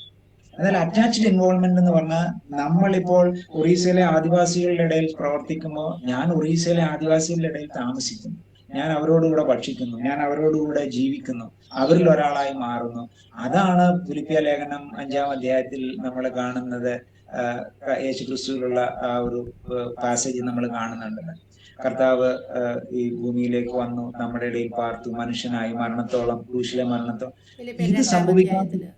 ഇത് സംഭവിക്കാത്തതെല്ലാം സോഷ്യൽ വർക്കാണ്. നമ്മളെ എയർ കണ്ടീഷൻ മുറിയിൽ മാത്രമേ ഇരുന്ന് സോഷ്യൽ വർക്ക് ചെയ്യുന്നുണ്ടെങ്കിൽ അത് കേവല സോഷ്യൽ വർക്ക് മാത്രം. നമ്മൾ ഇതിന്റെ ഭാഗമാവാത്തിടത്തോളം കാലം ഇത് പറയാനുള്ള യോഗ്യത ഒന്നും ഉണ്ടായിട്ടല്ല ഞാൻ പറയുന്നത്. ഇതൊരു കൺസെപ്റ്റ് ആണ് എന്നുള്ളത് കൊണ്ട് മാത്രം ഞാനിതിനകത്ത് പറയാൻ യോഗ്യനൊന്നുമല്ല. എന്നാൽ പോലും ഞാൻ പറയുകയാണ്, നമ്മൾ സുഖലോലുപരായിരിക്കുകയും നമുക്കൊന്നിനും കുറവില്ലാതെ ഇരിക്കുകയും എന്നിട്ട് നമ്മുടെ വരുമാനത്തിലേറിയത് സാധുക്കൾക്ക് കൊടുക്കുകയും ചെയ്യുന്ന ഒരു പ്രവൃത്തി, അത് എന്റെ ഭാഷയിൽ പറഞ്ഞാൽ അതൊരു കായംകുളം കൊച്ചുണ്ണി ട്രസ്റ്റ് ആണ്. അത്തരം സുവിശേഷ പ്രവർത്തനം അല്ല ഇത്തിക്കര പക്കി ട്രസ്റ്റ് ആണ് എന്ന് പറഞ്ഞാൽ പണം ഉള്ളവന്റെ മേടിച്ച് പാവപ്പെട്ടവന്ന് കൊടുക്കുന്നു. അതിനിപ്പോ കർത്താവോ ക്രിസ്തുവോ സഭയോ ഒന്നും ഇവിടെ വേണ്ട. ഇവിടെ ഏറ്റവും നല്ല ഏജൻസീസ് നമ്മുടെ ഗവൺമെന്റ് തന്നെയാണ്. ഗവൺമെന്റ് ചെയ്യുന്നതിന്റെ 10,000-ൽ-1 പോലെ നമ്മളൊന്നും ചെയ്യുന്നു. പക്ഷെ നമ്മൾ ചെയ്യുന്ന കൃത്യമായിട്ട് മാതൃകാപരമായിരിക്കുക എന്ന് പറയുന്നത് വളരെ പ്രധാനപ്പെട്ട. ആർക്കും വേണ്ടാത്ത മേഖലകളിലേക്ക് പോവുക എന്ന് പറയുന്നത് വളരെ പ്രധാനപ്പെട്ട. സാക്രിഫൈസ്, നമ്മുടെ എല്ലാ പ്രവർത്തനങ്ങളിലും സാക്രിഫൈസ് ഉണ്ട്. അപ്പൊ അതാണ് സിസ്റ്റർ ചോദിച്ചതിന്റെ ഒരു ഉത്തരമായിട്ട് ഞാൻ പറയുന്നു. അത് ഇതാണ്, കുരിശ് എന്ന് പറയുന്നത് ആദ്യന്തം ഇതിനോട് അറ്റാച്ച് ചെയ്യപ്പെടുമ്പോൾ മാത്രമേ സുവിശേഷ വേലയും സാമൂഹ്യ സേവനവും ഒന്നാവത്തുള്ളൂ. അല്ലാത്തടത്തോളം കാലം അതൊരു സാമൂഹ്യ സേവനം മാത്രമാണ്. വേറൊരു ഒറ്റ വാക്കിൽ പറഞ്ഞാൽ സിസ്റ്ററെ, കുരിശെന്ന് പറയുന്നത് ഒരു വർത്തമാനകാല യാഥാർത്ഥ്യമായിരിക്കണം. ഞാൻ ചിലരെ സാക്ഷ്യം പറയുന്ന കേട്ടിട്ടുണ്ട്, സുവിശേഷത്തിന് വേണ്ടി ഇറങ്ങിയ കാലത്ത് ഞാൻ ഭയങ്കര കഷ്ടപ്പെട്ടു, അതായിരുന്നു ഇതായിരുന്നു, ഇപ്പൊ എന്നെ ദൈവം അനുഗ്രഹിച്ചു. അങ്ങനെ ഒരു അനുഗ്രഹം ഒന്നും ഞങ്ങളുടെ ഒരു കാഴ്ചപ്പാടിലില്ല. കുരിശ് നമുക്ക് അന്ത്യത്തോളം ഉള്ള ഒരു സാധനം, അത് അവസാനം വരെ നമ്മുടെ കൂടെ പോരണ്ടെന്ന്. അല്ലാതെ കുറച്ചാൾ കഴിയുമ്പോൾ അനുഗ്രഹം ഇങ്ങനെ കെട്ടിയിറക്കി തരുന്നതിനകത്തൊന്നും പേഴ്സണലി ഞാൻ വിശ്വസിക്കുന്നില്ല. അങ്ങനെ വന്നാൽ പോലും അത് വേണ്ടെന്ന് വെക്കുന്നതാണ് സുവിശേഷ വേല, നമ്മുടെ പ്രവർത്തനം എന്നുള്ളതാണ് എനിക്ക് ആ വിഷയത്തിൽ പറയാനുള്ളത്. അതുകൊണ്ട് കുരിശ് അവസാനം വരെ ഉണ്ടാവേണ്ട ഒരു കാലിയ, ഇടയ്ക്ക് വെച്ച് ദൈവം അനുഗ്രഹിച്ച് മാറ്റിക്കളയുന്ന ഒരു സാധനമല്ല കുരിശ്. ദൈവം അനുഗ്രഹം ഉണ്ടെങ്കിൽ അത് വീണ്ടും കുരിശിനെ തന്നെ വെക്കുക എന്നുള്ളതാണ് എനിക്ക് ഈ കാര്യത്തിൽ പറയാനുള്ളത്. ഇത് പറയാനുള്ള യോഗ്യത ഉണ്ടായിട്ട് പറഞ്ഞല്ല. അല്ല, ഒരു കുരിശെന്ന് പറയുന്നത് യേശു കർത്താവിൻ്റെ മരണത്തോളം കാൽവറി ക്രൂശിൽ എൻ്റെ ജീവൻ കുരിശിൽ അർപ്പിച്ചതാണല്ലോ. ഒരു മനുഷ്യൻ്റെ ജീവിത ആരംഭം മുതൽ അവൻ്റെ അവസാനം വരെ ആ കുരിശ് അവൻ്റെ കൂടെ ഉണ്ട്. അപ്പം അതാണ് അച്ഛൻ്റെ ആ ഒരു കാഴ്ചപ്പാട്. അതൊരു ഒരാഴമേറിയ ഒരു കാഴ്ചപ്പാടാണ്. കർത്താവിനോടുള്ള ഒരു വലിയ വിശ്വാസവും ഒരാഴമേറിയ ഒരു കാഴ്ചപ്പാടും കൊണ്ടാണ് അത് കർത്താവിന് ദാസനെ. അതുകൊണ്ട് ഈ കാലത്ത് സഭകളും ശ്രദ്ധിക്കേണ്ട ഒരു കാര്യം, എൻ്റെ ഒരു അഭിപ്രായം ഞാൻ പറയുകയാണ്, ഈ സാമൂഹ്യ സേവനത്തിന് വേണ്ടി അങ്ങ് ഭയങ്കരമായിട്ടുന്ന ആളുകളെല്ലാം, സഭകളല്ല, എല്ലാ സഭകളും ഭയങ്കര പണമാണ്, കോടികളാണ് നമ്മൾ സാമൂഹ്യ സേവനത്തിന് വേണ്ടി ചെയ്യുന്നത്. അത് ചെയ്യേണ്ടെന്നൊന്നും എനിക്ക് അഭിപ്രായമില്ല. പക്ഷെ നമ്മുടെ ഇപ്പം ഞാൻ ചുരുക്കം പറഞ്ഞ നമ്മുടെ ആളുകളൊക്കെ പണം, സോഷ്യൽ വർക്കിന് വേണ്ടി പണം കൊടുക്കുന്ന ഏജൻസികളായി സഭാവിശ്വാസികൾ എല്ലാ സഭകളിലും മാറുകയും വിശ്വാസ ജീവിതത്തിൽ ആളുകൾ വളരുന്നതിനെ കുറിച്ച് കാഴ്ചപ്പാടില്ലാത്ത സഭകൾ പെരുകുകയും ചെയ്യുന്നു എന്ന് പറയുന്നിടത്ത് വലിയൊരു സങ്കടമുണ്ട്. ഞാനത് പലപ്പോഴും പങ്കുവെക്കാറുള്ള ഒരു കാര്യം. അപ്പൊ പണം മാത്രം പോരാ, ക്രിസ്തുവിന്റെ 2ാമത്തെ വരവിന് വേണ്ടി ഒരു സമൂഹത്തെ ഒരുക്കുക, വിശ്വാസികളെ നിലനിർത്തുക, അതൊക്കെ സെക്കൻഡറി ആവുകയും സാമൂഹ്യ സേവനം പ്രൈമറി ആവുകയും ചെയ്യുന്ന ഒരു രീതിയോട് എനിക്ക് യോജിപ്പില്ല. അതല്ല സാമൂഹ്യ സേവനം എന്നാണ് എനിക്ക് പറയാനുള്ളത്. ഇപ്പൊ പുതിയൊരു ജനറേഷനോടുള്ള അച്ഛൻ്റെ ഒരു സന്ദേശം എന്താണ്? സിസ്റ്ററെ, വളരെ ഗൗരവമായിട്ടുള്ള ഒരു കാര്യം. ഒന്നാമത് പുതിയ തലമുറയെല്ലാം മോശമാണെന്നോ തെറ്റാണെന്നോ അല്ലെങ്കിൽ അവരെല്ലാം കർത്താവിൽ നിന്ന് അകന്നു പോയെന്നൊന്നും എനിക്ക് വിചാരമില്ല കേട്ടോ. അങ്ങനെ ഞാൻ തെറ്റിദ്ധരിക്കുന്നില്ല. പുതിയ തലമുറയിലും പഴയ തലമുറയിലും എല്ലാം സംഭവിച്ച ചില വീഴ്ചകൾ ഇവിടെ സംഭവിക്കുന്നുണ്ട്, അത്ര മാത്രമേ ഉള്ളൂ. അപ്പൊ പുതിയ തലമുറയിൽ ഒരുപാട് പേര് വളരെ സമർപ്പിതരായിട്ടുള്ള ധാരാളം ആളുകളെ ഞാൻ കാണുന്നുണ്ട്. അപ്പൊ പുതിയ തലമുറ വളരെ ചലഞ്ചിങ് ആയിട്ടുള്ള ഒരു കമ്മ്യൂണിറ്റി തന്നെ. എന്നാൽ താരതമ്യേന സഭയിൽ നിന്ന് അകന്നു പോകുന്ന ഒരു സമൂഹമായി പുതിയ തലമുറ മാറിയിട്ടുണ്ട്, മാറുന്നുണ്ട്. അതിനകത്ത് അവരെ മാത്രം ഞാൻ കുറ്റം പറയുന്നില്ല. ഞാൻ ഉൾപ്പെടെയുള്ള സഭാ നേതൃത്വത്തിൽ ഇരിക്കുന്ന എല്ലാവരും അതിൽ കുറ്റക്കാർ തന്നെയാണ്. ഞങ്ങൾക്ക് സഭയ്ക്കൊക്കെ എല്ലാ കാലത്തും സോഷ്യൽ വർക്ക് മാത്രമാണ് പ്രാധാന്യം. ഞാൻ എപ്പോഴും എൻ്റെ സിസ്റ്റർ ചോദിച്ചുകൊണ്ട് പറയാണ്, ഞാൻ ഇടപെടുന്ന ആളുകളിലൊക്കെ ഞാൻ ചോദിക്കാറുണ്ട്, ഇപ്പം ദ ഡോക്ട്രിൻ ഓഫ് സിൻ, പാപം എന്താണ്, അല്ലെ രക്ഷ എന്താണ്, അല്ലെങ്കിൽ നിത്യത എന്താണെന്ന് ചോദിച്ചാൽ മക്കളെ പറഞ്ഞു പഠിപ്പിക്കാൻ അറിയാവുന്ന എത്ര മാതാപിതാക്കൾ ഇന്ന് സഭകളിലുണ്ട്? എല്ലാ സഭകളെ എടുത്തോളൂ, അതൊന്നുമില്ല. എന്നാൽ അവര് സഭയുടെ പണിക്ക് വേണ്ടി ഇപ്പൊ പള്ളി പണിയണമെങ്കിൽ അല്ലെങ്കിൽ എന്തെങ്കിലും കാര്യത്തിന് കോടികൾ കൊടുക്കാൻ തയ്യാറാണ്. അപ്പൊ നമ്മുടെ യുവതലമുറയ്ക്ക് അല്ലെങ്കിൽ ചെറിയ തലമുറയ്ക്ക് വിശ്വാസത്തിൽ വളർത്തുന്നതിനുള്ള പ്രാഗൽഭ്യം നഷ്ടപ്പെട്ടു പോയത് പേരൻസിനാണെന്ന് ഞാൻ പറയും. അതിനകത്ത് ഞാൻ ഉൾപ്പെടെ പ്രതിയാണ്. എന്നെ പോലുള്ള ഞങ്ങളുടെ അച്ഛന്മാരുടെ ഭാഗത്തുനിന്ന് വരുന്ന ചില വീഴ്ചകളായിരിക്കാം. അതുകൊണ്ട് വേദപുസ്തകം പഠിക്കുന്നതിനും പഠിപ്പിക്കുന്നതിനും പുതിയ തലമുറ, എനിക്കതാണ് ആദ്യം പറയാനുള്ളത്. നമുക്ക് ഈ ഞങ്ങളുടെ എം തോമസ് സാർ എന്ന് പറഞ്ഞൊരു സാറുണ്ടായിരുന്നു, വലിയൊരു ദൈവശാസ്ത്രജ്ഞനാണ്, WCCയിലൊക്കെ പ്രധാനപ്പെട്ട ഒരാളെ. അദ്ദേഹം എപ്പോഴും പറഞ്ഞിട്ടുള്ളൊരു വാക്കുണ്ട്, അതായത് നമ്മൾ വിശ്വാസത്തിൽ നമ്മൾ ആഴത്തിലേക്ക്, സാറൊരു പശുവിനെ കെട്ടുന്ന കാര്യം പറയായിരുന്നു. അത് നിങ്ങൾ പശുവിനെ കെട്ടുമ്പോൾ കുറ്റി അടിച്ചാണ് കെട്ടുന്നത്. അപ്പൊ കുറ്റി ആഴത്തിലടിക്കുക, എന്നിട്ട് പശുവിനെ നീട്ടി കെട്ടിക്കൊള്ളുക, അപ്പൊ കുറ്റി കുറച്ച് പോവുകയല്ല പശു എന്ന് പറയുന്ന പോലെയാണ്. നമ്മുടെ വിശ്വാസത്തിൽ ആഴത്തിൽ വേരൂന്നിയെങ്കിൽ മാത്രമേ നമുക്ക് നീളത്തിൽ കെട്ടിപ്പോകാൻ പറ്റുള്ളൂ. സാമൂഹ്യ സേവനം നടക്കുന്നത് ഹൊറിസോണ്ടൽ മൊബിലിറ്റിയാണ്. ഹൊറിസോണ്ടൽ മൊബിലിറ്റി മാത്രം പോരാ, വെർട്ടിക്കൽ മൊബിലിറ്റിയും കൂടെ വേണം. ദൈവവുമായിട്ടുള്ള നമ്മുടെ ബന്ധം കൃത്യമാകുകയും എന്നിട്ട് സാമൂഹ്യ സേവനത്തിലേക്ക് നമ്മൾ ഇറങ്ങുകയും ചെയ്യുക. അതുകൊണ്ടാണ് ഞാൻ പറഞ്ഞത്, നമ്മുടെ പുതിയ തലമുറയോട് എനിക്ക് പറയാനുള്ളത്, നിങ്ങൾ ഒരുപാട് നന്മയൊക്കെ ചെയ്യുന്നുണ്ടാവും, പുതിയ തലമുറയും പഴയ തലമുറയും. പക്ഷെ യേശു കർത്താവിലുള്ള നമ്മുടെ റൂട്ട് ഡീപ്പായിട്ട് പോകുന്നില്ലെങ്കിൽ നമ്മൾ പെട്ടെന്ന് ഈ കുറ്റി പറിച്ചു പോകാനുള്ള സാധ്യത വളരെ കൂടുതലാണ്. അതുകൊണ്ട് യേശു ക്രിസ്തുവിലുള്ള വിശ്വാസത്തിലേക്കും പ്രത്യാശയിലേക്കും മടങ്ങി വരിക. ഈ മായ കാഴ്ചകളൊന്നും നിങ്ങളെ അധികം നാള് സഹായിക്കില്ല. ഇപ്പൊ അമേരിക്കയിലൊക്കെ തിരിച്ചു വന്നു തുടങ്ങി. അവിടെ ഇപ്പൊ അനലോഗ് മൂവ്മെന്റുകൾ ധാരാളമാണ്, ഡിജിറ്റൽ മൂവ്മെന്റുകൾക്കെതിരെ. അതുകൊണ്ടാണ് ഒറ്റ ദിവസം 26,000 ചെറുപ്പക്കാരാണ് ബാപ്റ്റൈസ് അമേരിക്ക എന്ന് പറഞ്ഞ ക്യാമ്പയിനിലൂടെ വിശ്വാസത്തിലേക്ക് വന്നത്. യുവതലമുറയാണ്. അപ്പൊ അത്തരം അത്ഭുതങ്ങൾ നമ്മൾ കാണുന്നുണ്ട്. അപ്പൊ അത് സാധ്യമാണ്. ഇന്ന് പോളണ്ടിൽ ഏറ്റവും കൂടുതൽ ചെറുപ്പക്കാരാണ് വിശ്വാസത്തിലേക്ക് വരുന്നത്. അപ്പൊ ധാരാളം പേര് വരുന്നുണ്ട്. അപ്പൊ വിശ്വാസമാണ് പ്രധാനപ്പെട്ടതെന്ന് യുവതലമുറ തിരിച്ചറിയണം. സാമൂഹ്യ സേവനം മാത്രമല്ല, ഇതിന് ശേഷമേ അതുണ്ടാകാവൂ, അല്ല അതിനുശേഷം ഇതുണ്ടാവാൻ സാധ്യതയില്ല. അതുകൊണ്ട് നമ്മൾ കർത്താവിലുള്ള വിശ്വാസം ആഴത്തിലുണ്ടാവുക എന്നുള്ളത് മാത്രമാണ്. മറ്റുപദേശമൊക്കെ പിള്ളേർക്ക് ഇഷ്ടംപോലെ കിട്ടുന്നുണ്ടാവും. എന്റെ ഭാഗത്തു നിന്ന് ഞാൻ പറയുന്നത്, യേശുക്രിസ്തുവിലുള്ള വിശ്വാസത്തിൽ ആഴത്തിൽ പോയി നമുക്ക് ഉയരത്തിൽ ഫലം കൊടുക്കാനേ പറ്റുള്ളൂ. അതാണ് എൻ്റെ സാമൂഹിക സേവനത്തെ കുറിച്ചുള്ള എൻ്റെ കാഴ്ചപ്പാടുകൾ. ഓക്കെ അച്ഛാ, ഒത്തിരി കാര്യങ്ങൾ അച്ഛനിൽ നിന്ന് കേൾക്കുവാൻ ഇടയായിത്തീർന്നു. ഒരുപാട് അറിവും ഇത്രയും നേരത്തിനിടയിൽ എനിക്കും മനസ്സിലാക്കുവാൻ കഴിഞ്ഞു. പ്രത്യേകിച്ച് ട്രാൻസ്ജെൻഡറിനോടുള്ള ബന്ധത്തിലൊക്കെ സമൂഹം അവരെ തള്ളിക്കളഞ്ഞ് മാറ്റി നിർത്തുന്ന ഒരു അനുഭവം ഉണ്ടായിരുന്നു. അപ്പോൾ അവരുടെ ഇടയിൽ അവരെങ്ങനെയാണ് ജനിക്കുന്നത്, അവരുടെ ഓരോ കാര്യങ്ങളും എൻ്റെ ജീവിതത്തിൽ എനിക്ക് മനസ്സിലാക്കുവാൻ കഴിഞ്ഞപ്പോൾ അവരുടെ ഉള്ളിലൊരു ആത്മാവുണ്ട്. ആ ആത്മാവെന്ത് നിത്യതയിലേക്ക് എത്തിച്ചേരണം. അപ്പോൾ അവരോട് നമ്മൾ കർത്താവായ യേശു ക്രിസ്തു കാണിച്ച ആ ഒരു സ്നേഹവും യേശുവിൻ്റെ സ്വഭാവവും ഒക്കെ നമ്മളെന്തോ അവരിലേക്ക് പകർന്നു കൊടുക്കുക. അച്ഛൻ്റെ ഈ സാമൂഹ്യ സേവന പ്രവർത്തനങ്ങളും അതിലേക്ക് അവരെ നയിക്കുന്നതോ ഓർത്ത് ഞാനും ദൈവത്തെ സ്തുതിക്കുന്ന. അനേകരും അങ്ങനെ കർത്താവിങ്കിലേക്ക് അടുത്ത് വരട്ടെ. പിന്നെ രണ്ടാമത് അച്ഛൻ പറഞ്ഞ ലോകത്തിൻ്റെ വിവിധ ഭാഗങ്ങളിൽ ഒരു ഉണർവ് നടന്നുകൊണ്ടിരിക്കുകയാണ്. അനേക യൗവനക്കാർ, നമ്മൾ പറയും നമ്മുടെ ചുറ്റുപാടിൽ ഒരുപാട് പേരൊക്കെ നശിച്ചു പോയിക്കൊണ്ടിരിക്കുന്നു, എന്നാൽ ഒരു വലിയ ഉണർവ് ലോകത്തിൻ്റെ വിവിധ ഭാഗങ്ങളിൽ നടന്നുകൊണ്ടിരിക്കുകയും ചെയ്യുന്നുണ്ട്.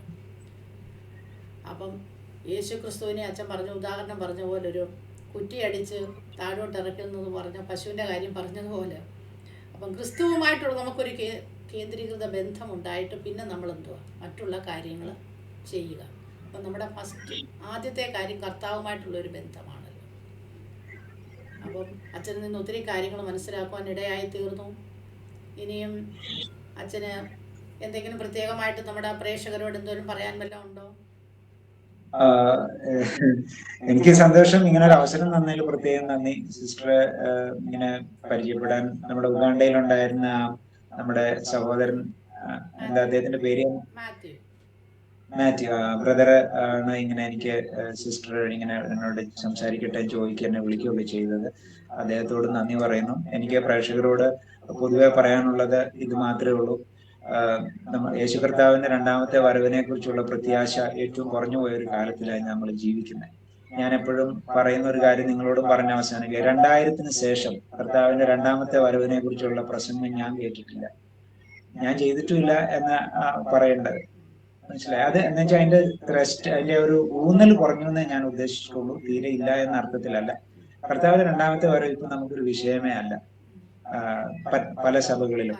മറ്റൊന്ന്, 2015-ന് ശേഷം സുവിശേഷ വേലയെ കുറിച്ചുള്ള പ്രസംഗങ്ങളും കുറവാണ്. നമ്മൾക്ക് സുവിശേഷ വേലയെ കുറിച്ച് പ്രസംഗിച്ച് മിഷണറിമാരെ കുറിച്ച് കേട്ടിട്ട് നേപ്പാളിലും ടിബറ്റിലേക്കൊക്കെ പോകാൻ വേണ്ടി ചാടി ഇറങ്ങിപ്പോയ എൻ്റെ ഒരു ചെറുപ്പകാലം ഞാൻ ഓർക്കുകയാണ്. പക്ഷെ അത്തരമുള്ള വെല്ലുവിളികൾ നമ്മുടെ മുമ്പിൽ ഇക്കാലഘട്ടത്തിൽ ഉണ്ടാവുന്നില്ല. സുവിശേഷ വേലയെ കുറിച്ച് കഴിഞ്ഞൊരു 10 വർഷമായിട്ട് അധികം ആരും പറഞ്ഞു കേൾക്കാറില്ല. ഇത് രണ്ടും പ്രേക്ഷകരെ ശ്രദ്ധിക്കുക. നമ്മുടെ കർത്താവിന്റെ വരവിനെ കുറിച്ചുള്ള പ്രത്യാശ നഷ്ടപ്പെട്ടു പോയാൽ പിന്നെ എന്നാ ചെയ്തിട്ടും നമ്മളിവിടെ എന്നാ മലമറിച്ചിട്ടും കാര്യമില്ല. അതിന്നൊരു അപമാനം കൂടെയാണ് കേട്ടോ. കർത്താവ് രണ്ടാമത് വരുമെന്നൊക്കെ വിശ്വസിക്കുന്നവരെ ചെറുതായി കാണുന്ന ഒരു കമ്മ്യൂണിറ്റിയൊക്കെ ഉണ്ട്. ചിലപ്പോഴൊക്കെ അങ്ങനെ പരിഹസിക്കപ്പെട്ടിട്ടുണ്ട് ഞാൻ പോലും. അപ്പൊ അതുകൊണ്ട് അങ്ങനത്തെ ഒരു ലോകത്തിൽ ജീവിക്കുമ്പോൾ യേശു കർത്താവിനെ കുറിച്ചുള്ള വിശ്വാസവും അവന്റെ രണ്ടാമത്തെ വരവുള്ള പ്രത്യാശ നഷ്ടപ്പെട്ടു പോകാതെ എല്ലാവരും സൂക്ഷിക്കണം. നമ്മുടെ മുമ്പിൽ ഒരുപാട് ചാനലുകളുണ്ട്. ഇത് തന്നെ ഇപ്പൊ നിങ്ങൾ 1 മണിക്കൂർ കണ്ടിരുന്നത് തന്നെ നിങ്ങളുടെ അസാധാരണ ക്ഷമയായിരിക്കും. അടുത്ത ചാനലിലേക്ക് പോകാനുള്ള താല്പര്യം ഉണ്ടാവും. അത്തരം മായക്കാഴ്ചകളൊക്കെ അവിടെ ഉണ്ടാവും. അതേ സമയത്ത് തന്നെ യേശു കർത്താവിലുള്ള വിശ്വാസം നഷ്ടപ്പെടുത്തരുത്. സുവിശേഷ വേലയെക്കുറിച്ചുള്ള ഭാരം ഒരിക്കലും നമ്മുടെ മനസ്സിൽ നിന്ന് പോകരുത്. മരണം വരെ കർത്താവിന്റെ കുരിശായിരിക്കണം നമ്മുടെ മുമ്പിലുള്ളത്. അനുഗ്രഹങ്ങളെ കെട്ടിപ്പിടിക്കാനല്ല, കുരിശിനെ ഒന്നുവെക്കാനാണ് ക്രിസ്തു നമ്മളെ വിളിച്ചതെന്ന് ഓർപ്പിച്ചുകൊണ്ട് നിർത്തുന്നു. നന്ദി, നമസ്കാരം. ആമേൻ. Thank you. ഒത്തിരി നന്ദിയുണ്ട് അച്ഛന്. കർത്താവ് ധാരാളം അനുഗ്രഹിക്കട്ടെ അച്ഛനായിരിക്കുന്ന മണ്ഡലങ്ങളിൽ. പിന്നെയും കർത്താവിൻ്റെ ദാസനെ ദൈവം ഉപയോഗിക്കട്ടെ. ദേവദാസൻ പറഞ്ഞതുപോലെ കർത്താവിൻ്റെ വരവ്, അതിനെക്കുറിച്ച് പ്രസംഗിക്കുവാനും അനേകരെ അതിലേക്ക് ഒരുക്കുവാനും കർത്താവിൻ്റെ ദാസനെ കർത്താവ് സഹായിക്കട്ടെ. അനേകരെ കർത്താവിൻ്റെ വേലയ്ക്ക് വേണ്ടി വേർതിരിക്കേണ്ടതിന്, അനുഗ്രഹിക്കപ്പെട്ട മെസ്സേജ് കൊടുക്കേണ്ടതിനും കർത്താവിൻ്റെ ദാസനെ ദൈവം ഉപയോഗിക്കട്ടെ. കേൾവിക്കാരെ എല്ലാം കർത്താവ് അനുഗ്രഹിക്കട്ടെ. താങ്ക് യു അച്ഛാ. ഒന്ന് പ്രാർത്ഥിച്ചാട്ടെ നമ്മുടെ പ്രേക്ഷകർക്ക് വേണ്ടി. അച്ഛനൊന്ന് പ്രാർത്ഥിച്ചാട്ടെ. ഞങ്ങളുടെ പ്രിയ കർത്താവ്, ഞങ്ങളുടെ ദൈവമേ, വീണ്ടും വരുന്നവനായ നിന്റെ മക്കളായി ഈ ഭൂമിയിൽ ജീവിക്കാൻ നിന്നിലുള്ള പ്രത്യാശയിൽ വളരുന്നതിനും ഞങ്ങളെയൊക്കെ സഹായിക്കണമേ. ഞങ്ങൾ അധിവസിക്കുന്ന ഞങ്ങളുടെ രാജ്യം കർത്താവെ വളരെ സങ്കീർണമാണ്. പ്രത്യേകിച്ച് നിനക്കും നിന്റെ ശുശ്രൂഷകൾക്കും നിന്റെ വചനത്തിനും എതിരായ ഒരു കാലഘട്ടത്തിലേക്ക് ഞങ്ങൾ വന്നെത്തിയിരിക്കുന്ന കർത്താവെ. ഞങ്ങളുടെ കയ്യിൽ കൊടുക്കാനുള്ളത് ഈ രാജ്യത്തിന് ഇപ്പോൾ ആവശ്യമുള്ളതല്ല കർത്താവെ. അവരത് ആഗ്രഹിക്കുന്നില്ല. എന്നാൽ ഈ രാജ്യത്തിന്റെ അന്തരാത്മാവിന് ആവശ്യമുള്ളത് ഞങ്ങളുടെ കയ്യിലുണ്ട്. എന്നാൽ കർത്താവെ, അത് അവിടെ എത്തിപ്പാൻ തക്കവണ്ണം ഒരുപാട് തടസ്സങ്ങളുള്ള ഒരു രാജ്യത്ത് ജീവിക്കുമ്പോൾ കൃത്യമായ ദർശനത്തോടുകൂടെ സമർപ്പണത്തോടുകൂടെ കർത്താവെ ഞങ്ങളെയൊക്കെ നീ അവിടെ നിന്ന് ആക്കി തീർക്കണമേ. ഞങ്ങൾ പാപികളാണ്, മഹാപാപികളുമാണ് കർത്താവെ. ഞങ്ങളുടെ പാപങ്ങൾ ഞങ്ങളോട് ഓർക്കാതെ വണ്ണം കർത്താവെ ഈ രാജ്യത്തോട് കരുണ കാണിക്കുകയും കർത്താവെ രാജ്യത്തെ വീണ്ടെടുക്കുന്നതിന് വേണ്ടി യേശു ക്രിസ്തുവിൽ ഈ രാജ്യം രക്ഷയുടെ അനുഭവത്തിൽ വരുന്നതിന് വേണ്ടി കർത്താവെ നീ അവിടുന്ന് പ്രവർത്തിക്കണം. അതിനായിട്ട് ആയിരങ്ങളെ ഒരുക്കണമേ. ആയിരക്കണക്കിന് സുവിശേഷകർ ഈ രാജ്യത്ത് പല സ്ഥലങ്ങളിൽ കഷ്ടപ്പെട്ട് വേല ചെയ്യുന്നുണ്ട്. അവരെയൊക്കെ ഞങ്ങൾ ഓർക്കുന്നു. അവരുടെ പ്രവർത്തനങ്ങളെ നീ മാനിക്കണമേ. അവരുടെ വളരെ വ്യത്യസ്തമായ സാഹചര്യങ്ങൾ കർത്താവെ, വളരെ ശത്രുതയുള്ള സ്ഥലങ്ങളിലൊക്കെയാണ് അവർ പ്രവർത്തിക്കുന്നത്. അവരോടൊപ്പം കൂടിയിരിക്കണമേ. അതോടൊപ്പം തന്നെ കർത്താവെ, കേവലം കുറെ സാമൂഹ്യ സേവന പ്രവർത്തനം മാത്രം ചെയ്യുന്നവരായിട്ട് ഞങ്ങളെയോ ഞങ്ങളുടെ സഭകളെയോ ഞങ്ങളുടെ വിശ്വാസികളെയോ ഞങ്ങൾ കാണാൻ ഒരിക്കലും ഇടയാവാതെ യേശു കർത്താവിലുള്ള വിശ്വാസത്തിൽ ആഴത്തിൽ പോവുകയും ഉയരത്തിൽ ഫലം കായ്ക്കുന്നവരായി അങ്ങനെ ഇന്ത്യ രാജ്യത്തിന് മാതൃകയുള്ള ഒരു ക്രിസ്തവ സമൂഹമായി ഞങ്ങളെ നീ അവിടെ നിലനിർത്തണമെന്ന് പ്രാർത്ഥിക്കുന്നു. ഞങ്ങൾക്കെതിരെ ശത്രു കൊണ്ടുവരുന്ന സകല ആയുധങ്ങളെയും കെടുത്തുവാൻ തക്കമുള്ള വിശ്വാസത്തിന്റെ വലിയ പരിചയം ഞങ്ങൾക്ക് തന്നനുഗ്രഹിക്കണമെന്ന് ഈ ഇത്ര നേരം ഇത് കണ്ടുകൊണ്ടിരുന്നവർ, കേട്ടുകൊണ്ടിരുന്ന എല്ലാവരെയും തമ്പുരാൻ അനുഗ്രഹിക്കുകയും ഏറ്റവും വലുതായ ഞങ്ങളുടെ കർത്താവിന്റെ രണ്ടാമത്തെ വരവിന് വേണ്ടി ഞങ്ങൾ എല്ലാവരെയും ഒരുക്കുകയും സഹായിക്കുകയും അങ്ങനെ ഒരുങ്ങാൻ ഞങ്ങൾക്ക് കൃപ നൽകുകയും ചെയ്യണമേ. ഈ ജോയ്സ് ടിവിക്ക് വേണ്ടി പ്രാർത്ഥിക്കുന്ന നേതൃത്വം കൊടുക്കുന്നവരെ അനുഗ്രഹിക്കണമേ. കർത്താവിന്റെ തിരുനാമം മഹത്വപ്പെടട്ടെ. ഞങ്ങളുടെ ജീവിതം കൊണ്ടും പ്രവൃത്തി കൊണ്ടും ആയത് ത്രിയേക ദൈവത്തിന്റെ പരിശുദ്ധ നാമത്തിൽ തന്നെ.